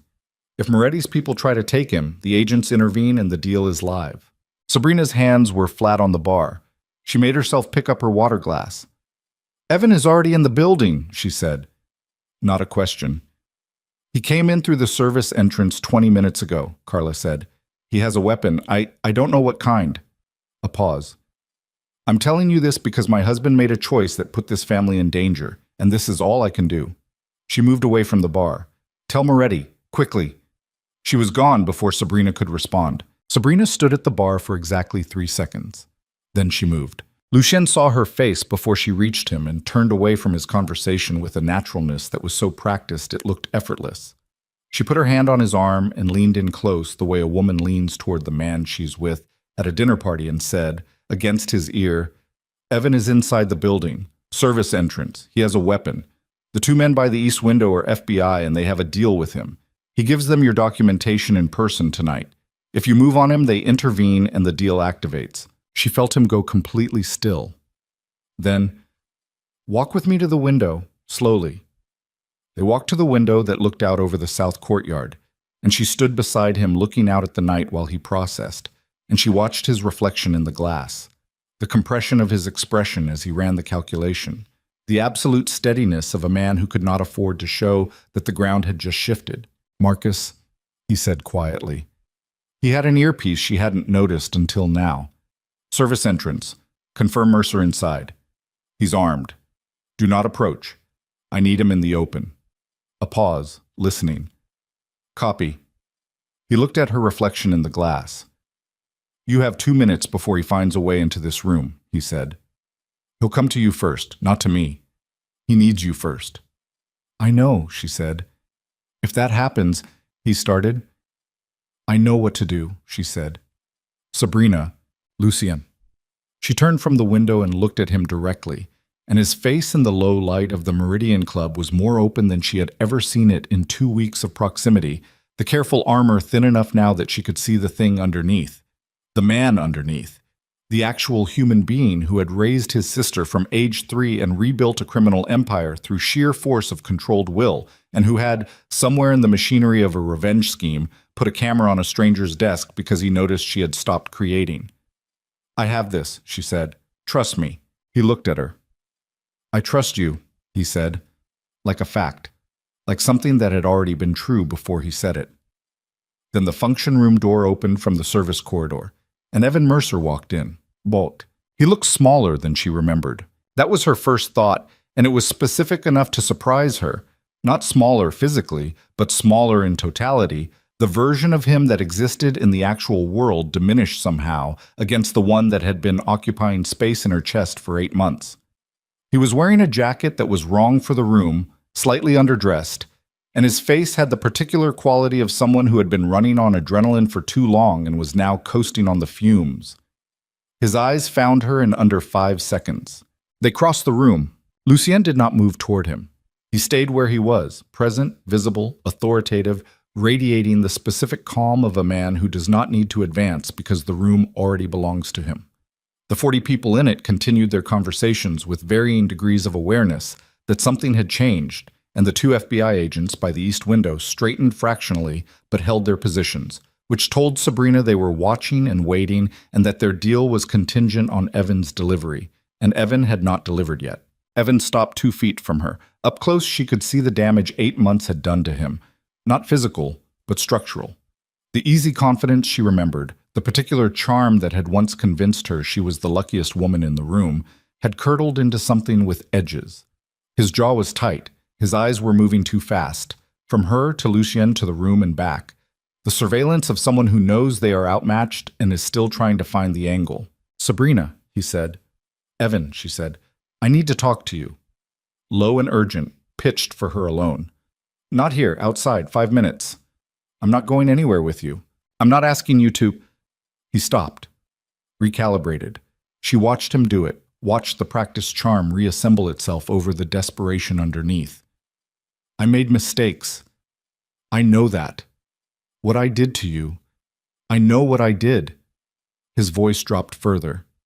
"But you don't understand what you've walked into here. This man—" His eyes cut to Lucien. "You don't know what he's capable of." "Tell me," she said. He blinked. He hadn't expected that. "Tell me what he's capable of," she said. "Specifically. Because you have been in my life for 2 years, Evan. I know your patterns. I know how you work. And this—" She looked at him steadily, at the man she had loved and lost and been destroyed by, from the distance of someone who had been put back together by things she hadn't expected. "This is you trying to find an angle. I'm trying to help you. You took $47,000 from me," she said. The function room was quiet enough now that people nearby could hear it, and she did not lower her voice. "You opened accounts in my name and emptied them and left me a 3-word note and moved to Florida under a fake identity with a woman you were seeing while you were with me, and then you got Isabella Moretti pregnant and left her the same way." The room had gone very still. "You don't—" He swallowed. "That's not—" "Isabella is 7 months pregnant," Sabrina said. "She's 22 years old and she's having your child, and you left her the same way you left me. Different exit, same note, same emptiness." She held his gaze with a steadiness that she recognized, from some removed part of herself, as something she had been building toward for 8 months without knowing it. "There is nothing you can say to me tonight. There is no version of this conversation where you have standing." His face changed. The charm collapsed.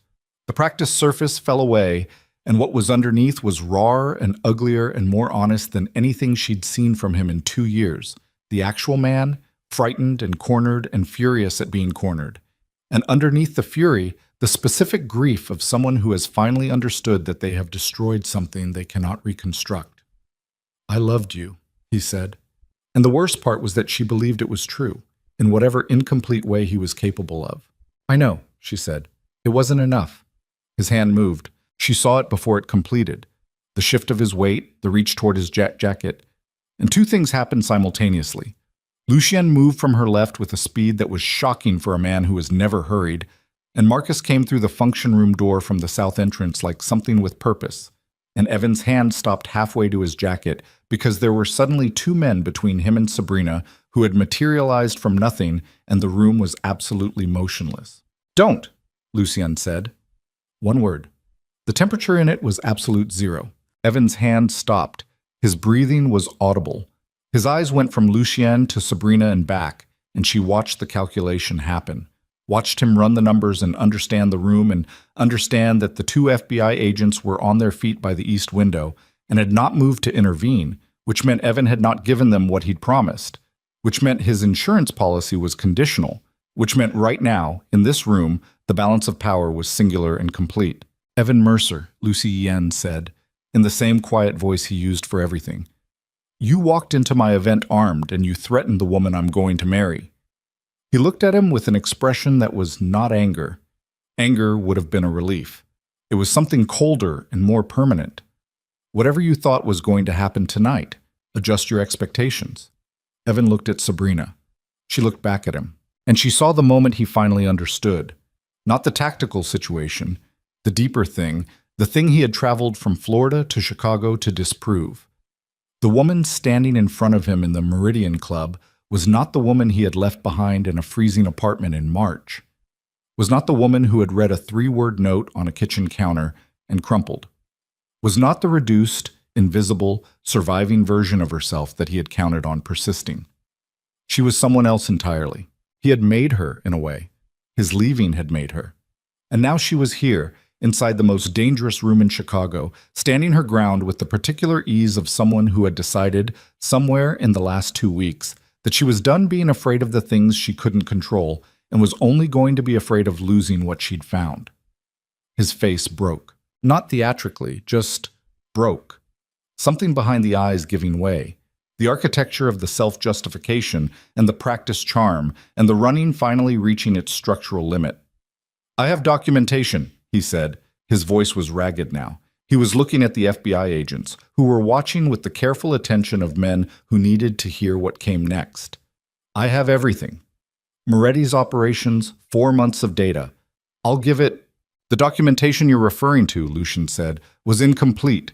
Whatever Reyes gave you, you should check the dates." Evan went still. "The files he sold you on November 9th, Lucian continued, were the files I wanted him to sell you.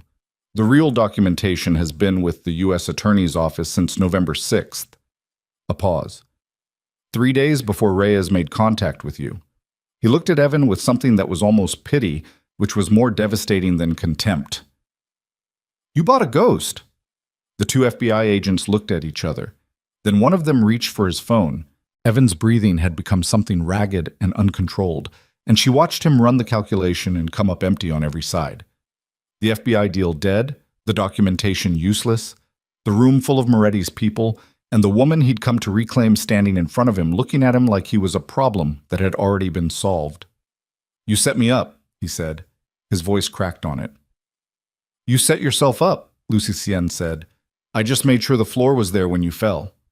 Evan moved, not toward Lucien, toward Sabrina, which was the one thing she hadn't prepared the specific shape of her body for. And she had exactly 1 second of her pulse going white before Lucian's hand came across in front of her, and his body turned and Evan's forward momentum met something immovable, and Evan went sideways into a table and the room erupted. Not chaos, controlled eruption. Marcus and 2 others moving with precision. The FBI agents, decision apparently made, on their feet and pushing through. 40 dinner guests either pressing back or staying very deliberately still, depending on their experience with this category of event. She was grabbed from behind. Not Lucien, someone else, someone she didn't recognize.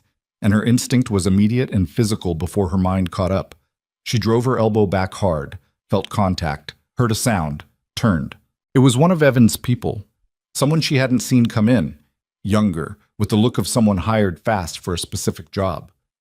He recovered faster than she expected, and his hand caught her wrist and yanked, and she felt it in her shoulder.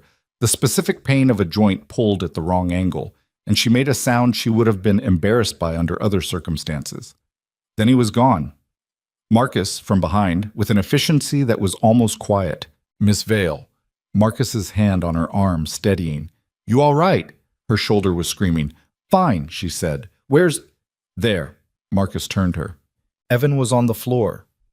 Not unconscious, seated, breathing hard, with 2 of Lucien's men on either side and the FBI agents pushing through the crowd with credentials out and voices raised in the particular register of authority asserting itself. His jacket was open, and she could see the firearm still holstered, untouched, which meant he had never actually intended to use it or had lost the nerve at the critical moment. And both possibilities made her feel something that was not quite relief and not quite contempt, but lived in the territory between them. Lucian was standing 3 feet away from Evan, looking at him. He wasn't breathing hard. He wasn't disordered.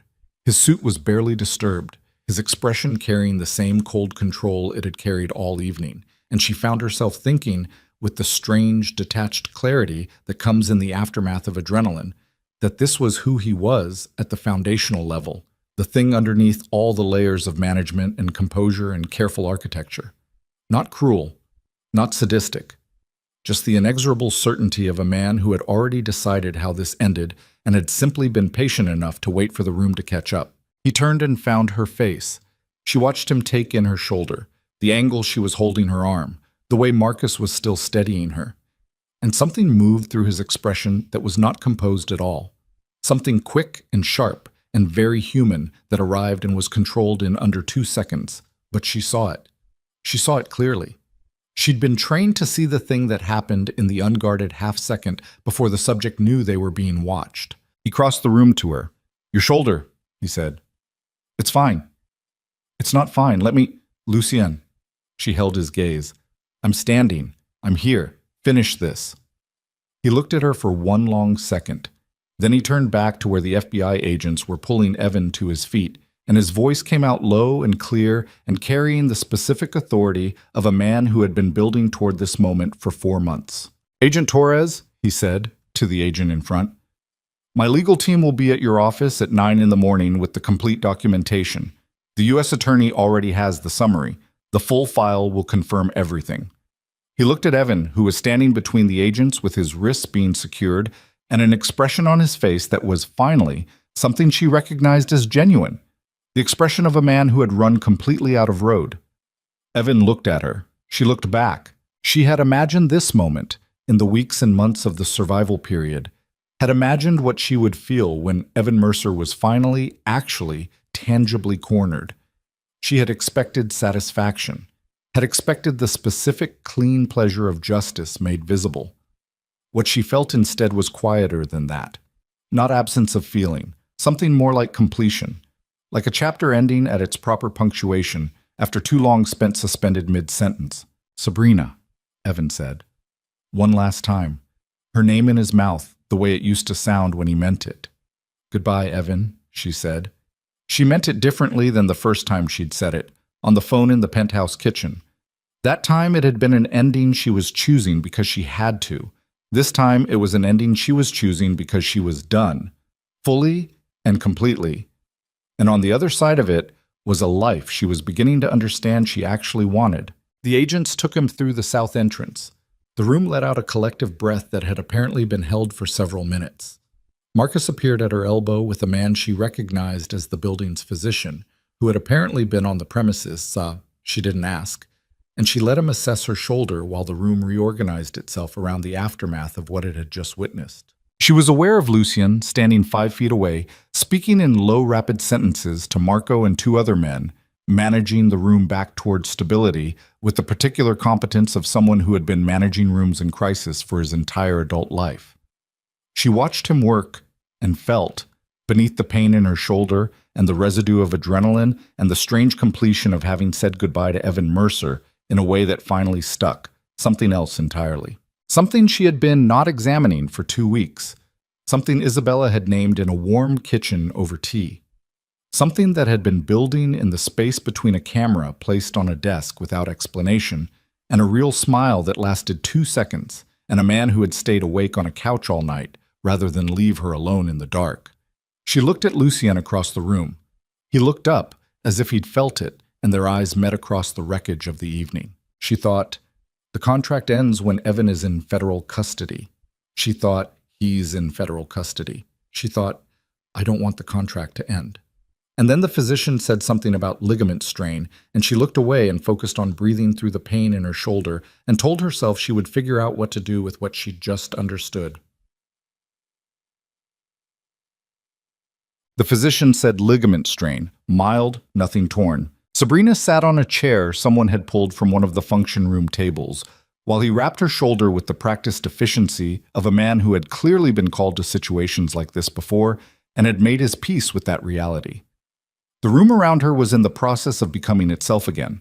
Conversations resuming in lower registers, staff quietly writing the table Evan had gone into, the particular social machinery of 40 people who had witnessed something significant collectively deciding to metabolize it without making it a scene. Lucien was still working the room. She watched him from her chair, her arm in a temporary sling that the physician had produced from a bag that was suspiciously comprehensive for a dinner party. And she watched Lucien move from person to person with the unhurried authority that was simply his nature. A hand on a shoulder here, a brief exchange there, the quiet restoration of order by a man who understood that power in a room was not declared but maintained constantly through the accumulation of small acts of confidence. Marco appeared beside her and sat down in the adjacent chair without being invited, which was entirely consistent with everything she knew about him. "How's the shoulder?" he said. "Annoying," she said. "The other guy's nose is worse." He said it without particular relish. "Marcus?" "I noticed." Marco was quiet for a moment, which was unusual enough that she looked at him. He was watching Lucien too, with an expression that was more complex than his usual sociable surface. "You know what I've been watching him do for the last 11 years?" Marco said. "Since his father died and he took everything over and also somehow acquired a 3-year-old? He paused. "Manage. Just manage. Everything. The business, Isabella.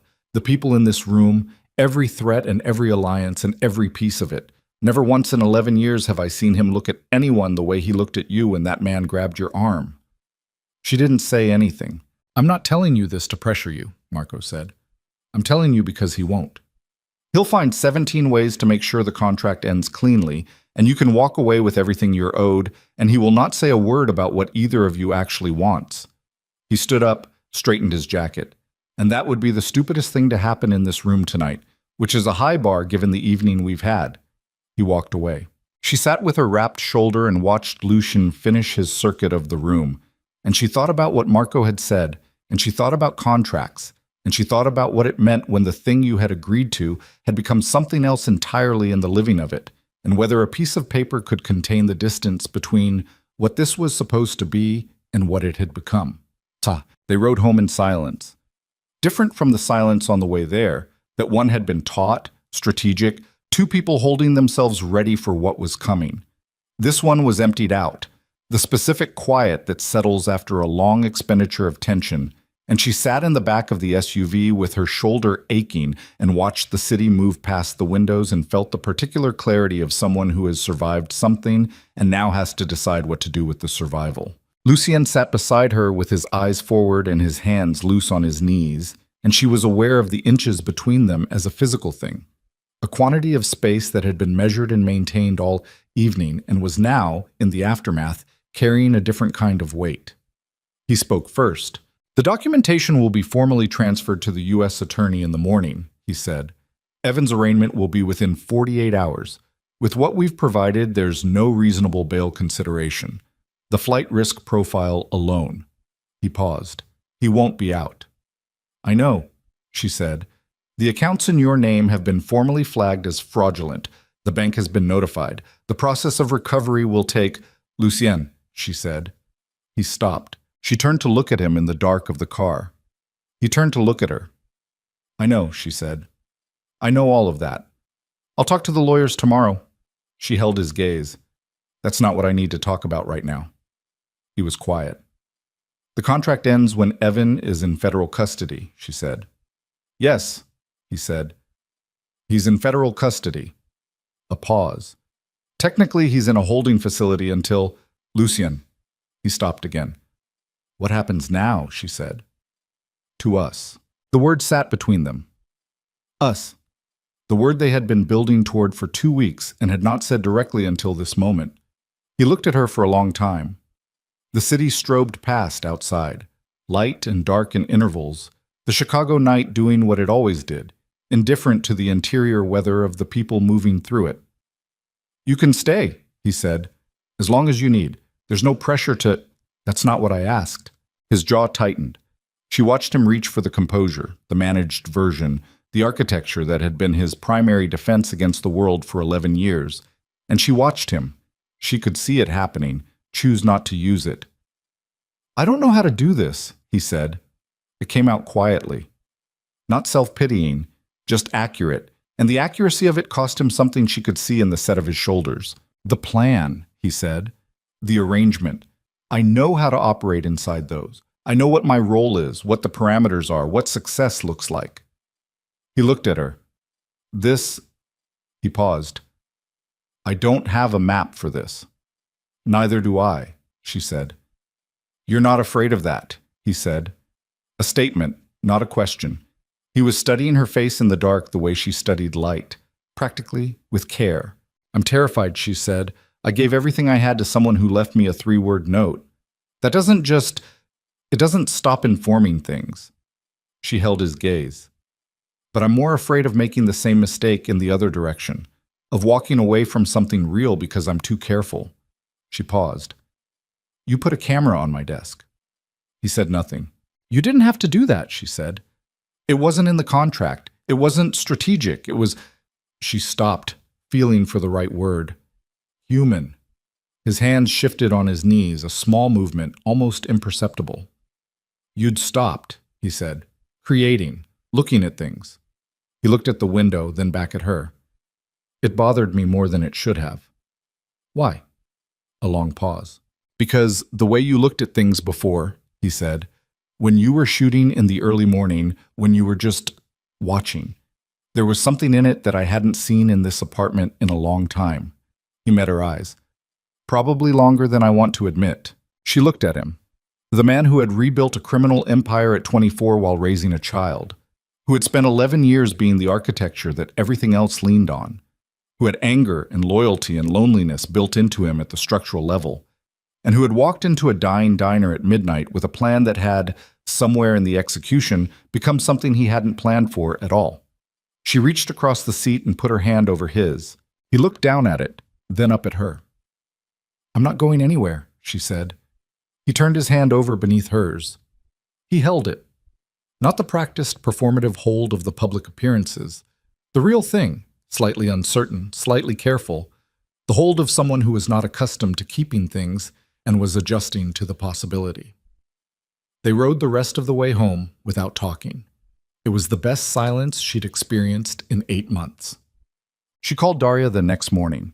Daria answered on the second ring with the voice of someone who had been waiting for this call, which was either intuition or the fact that she had been texting Sabrina with increasing urgency since the photographs from the Meridian Club had appeared on 3 news sites before midnight. Tell me everything, Daria said. Sabrina told her. There was a long silence when she finished. So Evan is in federal custody, Daria said. Arraignment this afternoon. And the money. Recovery process starts this week. The lawyers think 60 to 80% is recoverable within 6 months. The rest depends on what they find in the Florida accounts. And you're still in the penthouse? Yes. Sabrina. A pause.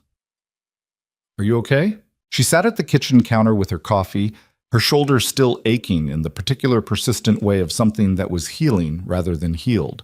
And she looked out at the November lake through 43 floors of glass, and she thought about the question. I think so, she said. Genuinely, I think so. Is it real? Daria said. Not unkindly. With the care of someone who had watched her best friend get destroyed once and needed to understand the architecture before she could stop being afraid. With him. Is it actually real?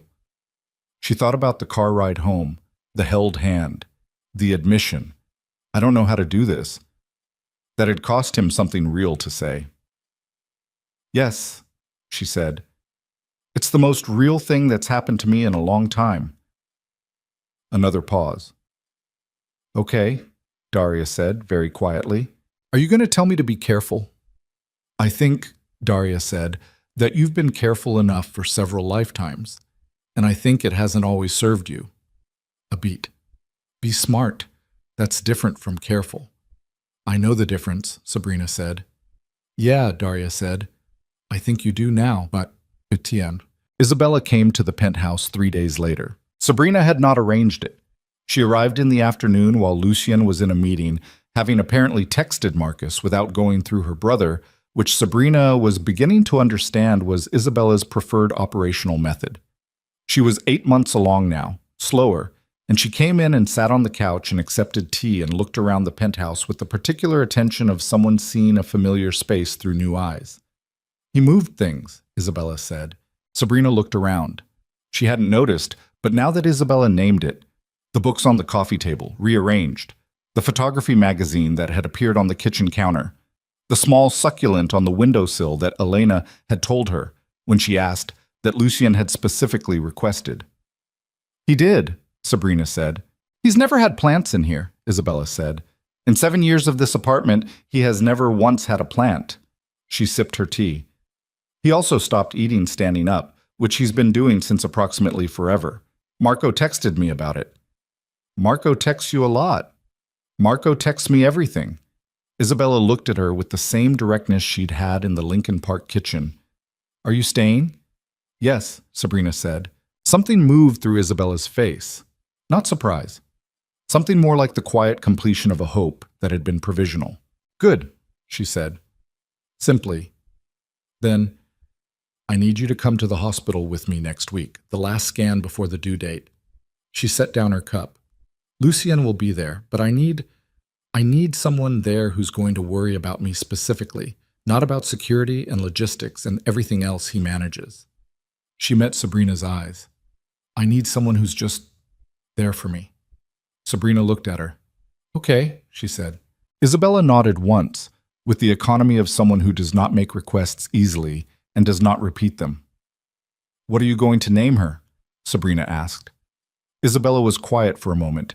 She had one hand resting on her stomach in the unconscious way that had become constant, the presence of the life inside her informing every posture, every pause. Mara, she said. After my mother. A beat. She left when I was 3. I don't really remember her, but Lucien remembered her name, and I want... She stopped.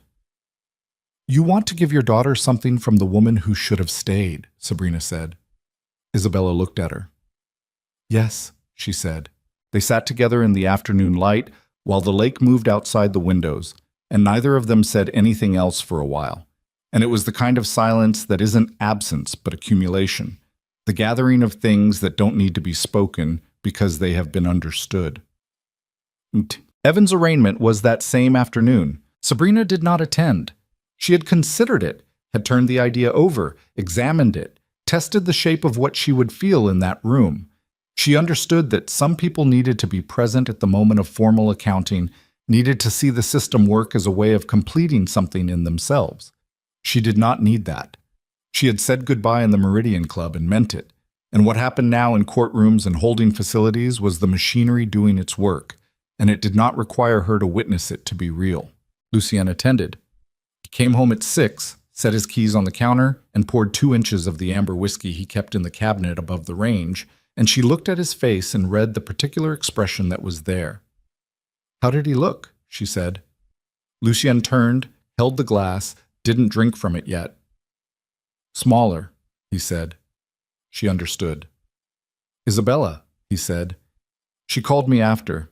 She wanted to know if it was over. What did you tell her? That it was over. He looked at the glass. She cried. She said she'd been waiting for it to feel real, and it finally did. A pause. She asked about you. I know, Sabrina said. She came this afternoon. He looked up. She wants me at the scan next week, Sabrina said, as, I don't know, as her person. Not yours. Hers. Something moved through his face, through the careful composure, through the managed exterior. And it was the same thing she'd seen in the car after the Meridian Club, the same thing she'd seen in his profile in the early morning dark when he thought she wasn't looking. The actual man. The one who had carried everything for everyone for 11 years. And who was, she was beginning to understand, genuinely astonished by the idea that someone might want to carry something for him. She likes you, he said. I like her, Sabrina said. He set the glass down, untouched, and came to stand at the counter across from her. I spoke to my lawyer today, he said, about the contract. She held his gaze. The terms are met, he said. Every dollar will be in your account by Friday. You have the formal release documentation, no obligations, no debt, no continuation of anything. He looked at her steadily. That was what you signed for. I'm making sure it's clean. I know, she said. I'm not... He stopped, tried again. I'm not telling you this to... Lucien. She came around the counter. She stood in front of him, close enough that she could see the particular way he was holding himself, the tension along his jaw, the effort of a man who was being more honest than he was comfortable with and doing it anyway. I know why you're telling me. You're telling me because you need me to know that nothing that happens next is an obligation, that I have every exit available and they're all clean. She looked at him. Because you don't want me here unless I'm choosing it. He was very still. Yes, he said. She put her hands flat on his chest, felt the solidity of him, the warmth, the controlled breath. I'm choosing it, she said. He put both hands over hers. He held them there. For a long moment, neither of them moved, and the penthouse was quiet around them and the lake was dark outside, and the city hummed its constant note 43 floors below.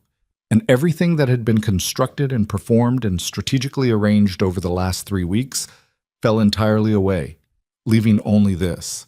Two people who had found each other inside something ugly and discovered, to their own considerable surprise, that what they'd found was worth keeping. He bent his head and kissed her, not the staged photographs, not the performative lean that was calibrated for cameras and gossip sites, and the psychological dismantling of a man in Florida.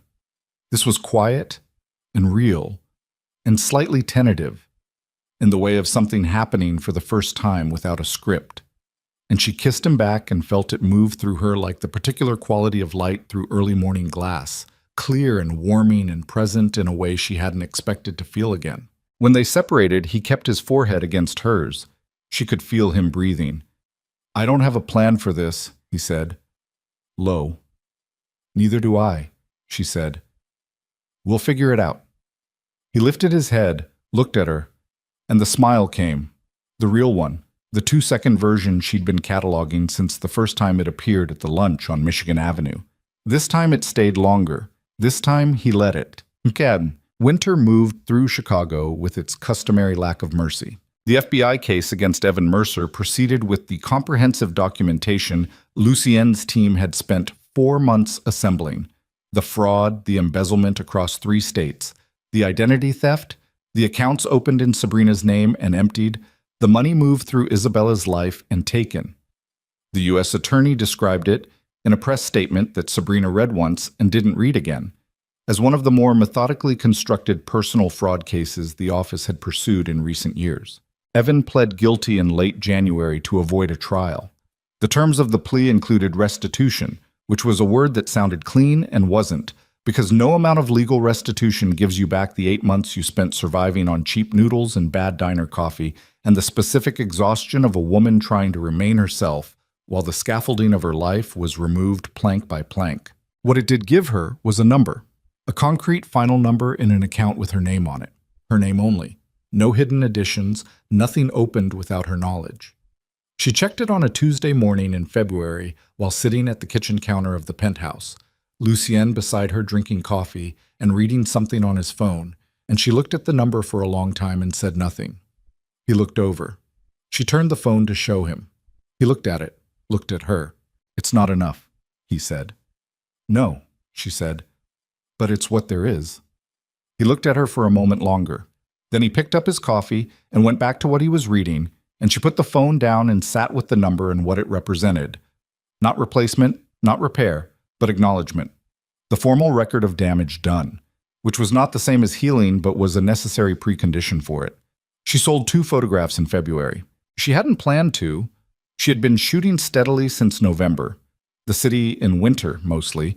The specific gray and silver and dark of Chicago working through December and January, the lake in its cold states, the streets in low light.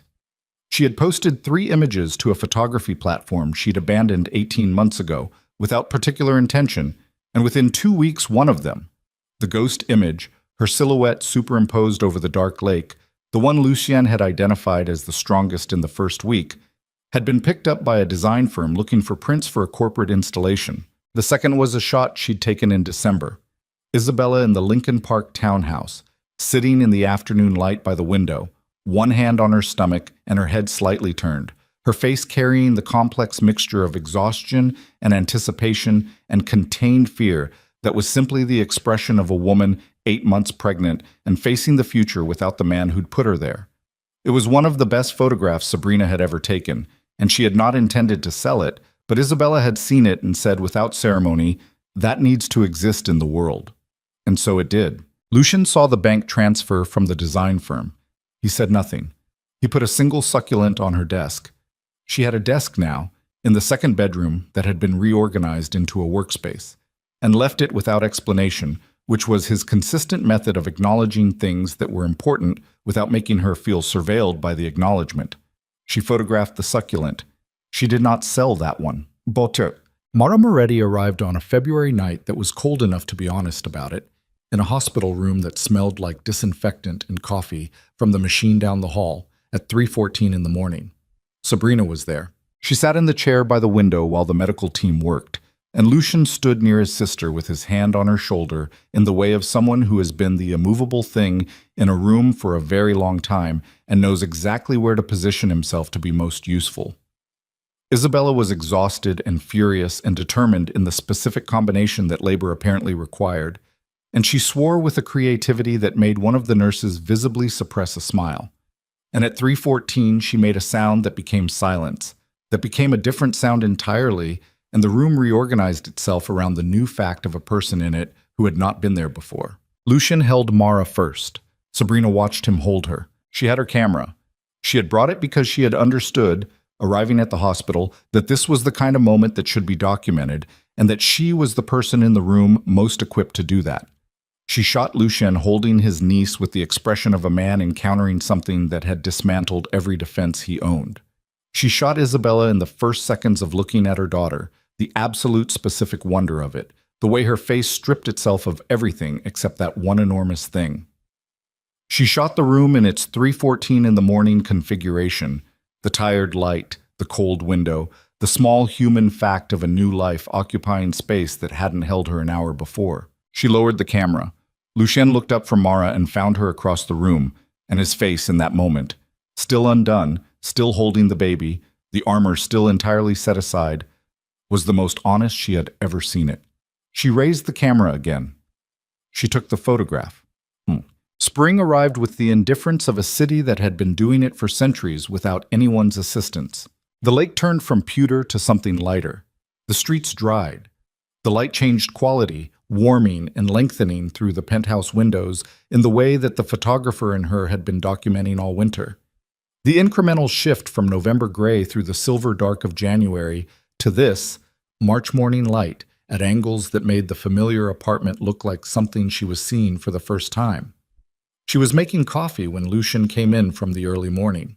He had started running in the mornings, which she'd learned in January, 4 miles along the lakefront, bodyguard 50 meters back, the one portion of his day that was apparently non-negotiable. He came in flushed with cold and carrying the particular aliveness of someone who has done something physical, and he stood at the kitchen counter and drank the coffee she handed him, and she leaned against the adjacent counter, and they looked at each other in the morning light. "Isabella called," he said. "I know. She texted me first." Mara had smiled, or produced the expression that 6-week-old babies produce that adults agree to call smiling, and Isabella had felt it necessary to notify both of them within approximately 40 seconds. "I told her I'd come Tuesday." He nodded. She watched him drink his coffee. This man who had walked into a dying diner in November and offered her revenge and a contract and turned out to be, beneath the architecture of controlled authority and criminal empire and 11 years of being everything for everyone, someone who grew plants he didn't know how to take care of and put cameras on desks and stayed awake on couches rather than leave someone alone in the dark. "What?" he said, watching him. "Nothing," she said. "I was just looking." "Documenting?" "Appreciating," she said. He held her gaze for a moment with the expression that was, after 4 months, no longer a surprise, but still did the same thing to her chest every time. The real version, unguarded, the 11 years' worth of contained loneliness becoming something else in the presence of someone who had chosen to stay when they didn't have to. He set down the coffee.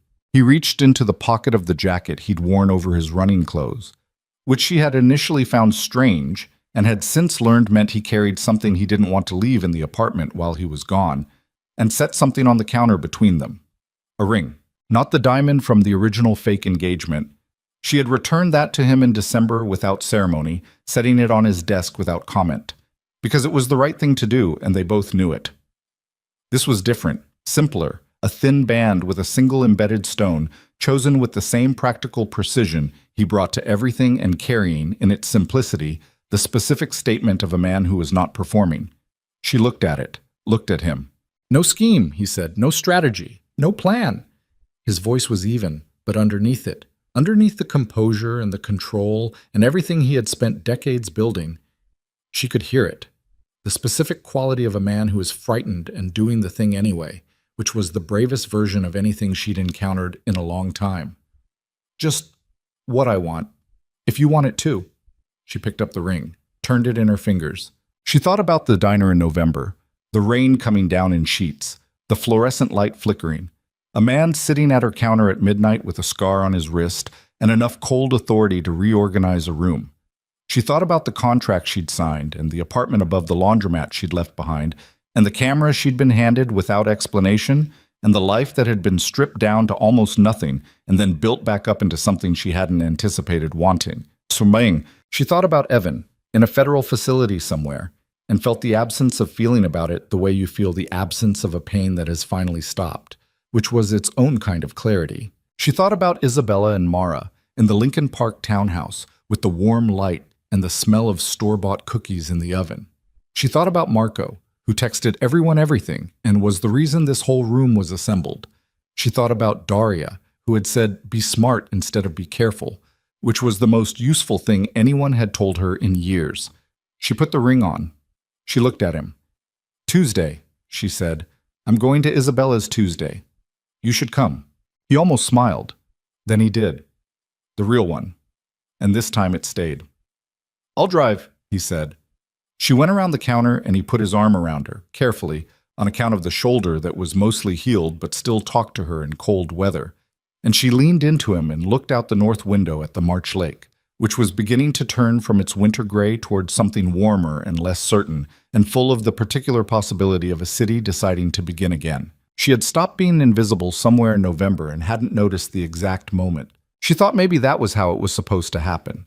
Not a single dramatic reversal, not one moment of reclamation, but an accumulation of small, honest things. A camera on a desk, a real smile, a man staying awake on a couch, coffee made for two in a kitchen that was learning to be shared, a three-word note that had once been an ending becoming, in retrospect, the most unlikely beginning she could have imagined. She raised his hand and looked at it, at the scar along the inside of his left wrist that she had noticed the first night and never asked about. "Someday," she said, "tell me about this." He looked down at it, then at her. "Someday," he said. "Yes." Outside, Chicago went on being Chicago. The lake and the neon and the cold and the noise of a city that had seen everything and continued anyway. 43 floors below, the street was beginning to fill with morning, and the light was coming through the windows at the angle she'd been tracking all winter. And somewhere in the second bedroom on her desk, the camera was waiting. She would pick it up in an hour. She would go to the window and shoot the light on the water and the ghost of the city in the glass. And it would be different from November because she was different from November. And that was the thing nobody tells you about surviving something. Not that it leaves you unchanged, but that the change, if you're fortunate and stubborn and willing to let things in, can become something worth having. She stayed a little longer where she was. The morning held them both. The city moved below. And the woman who had once been invisible stood in the light and knew herself, finally and completely, seen.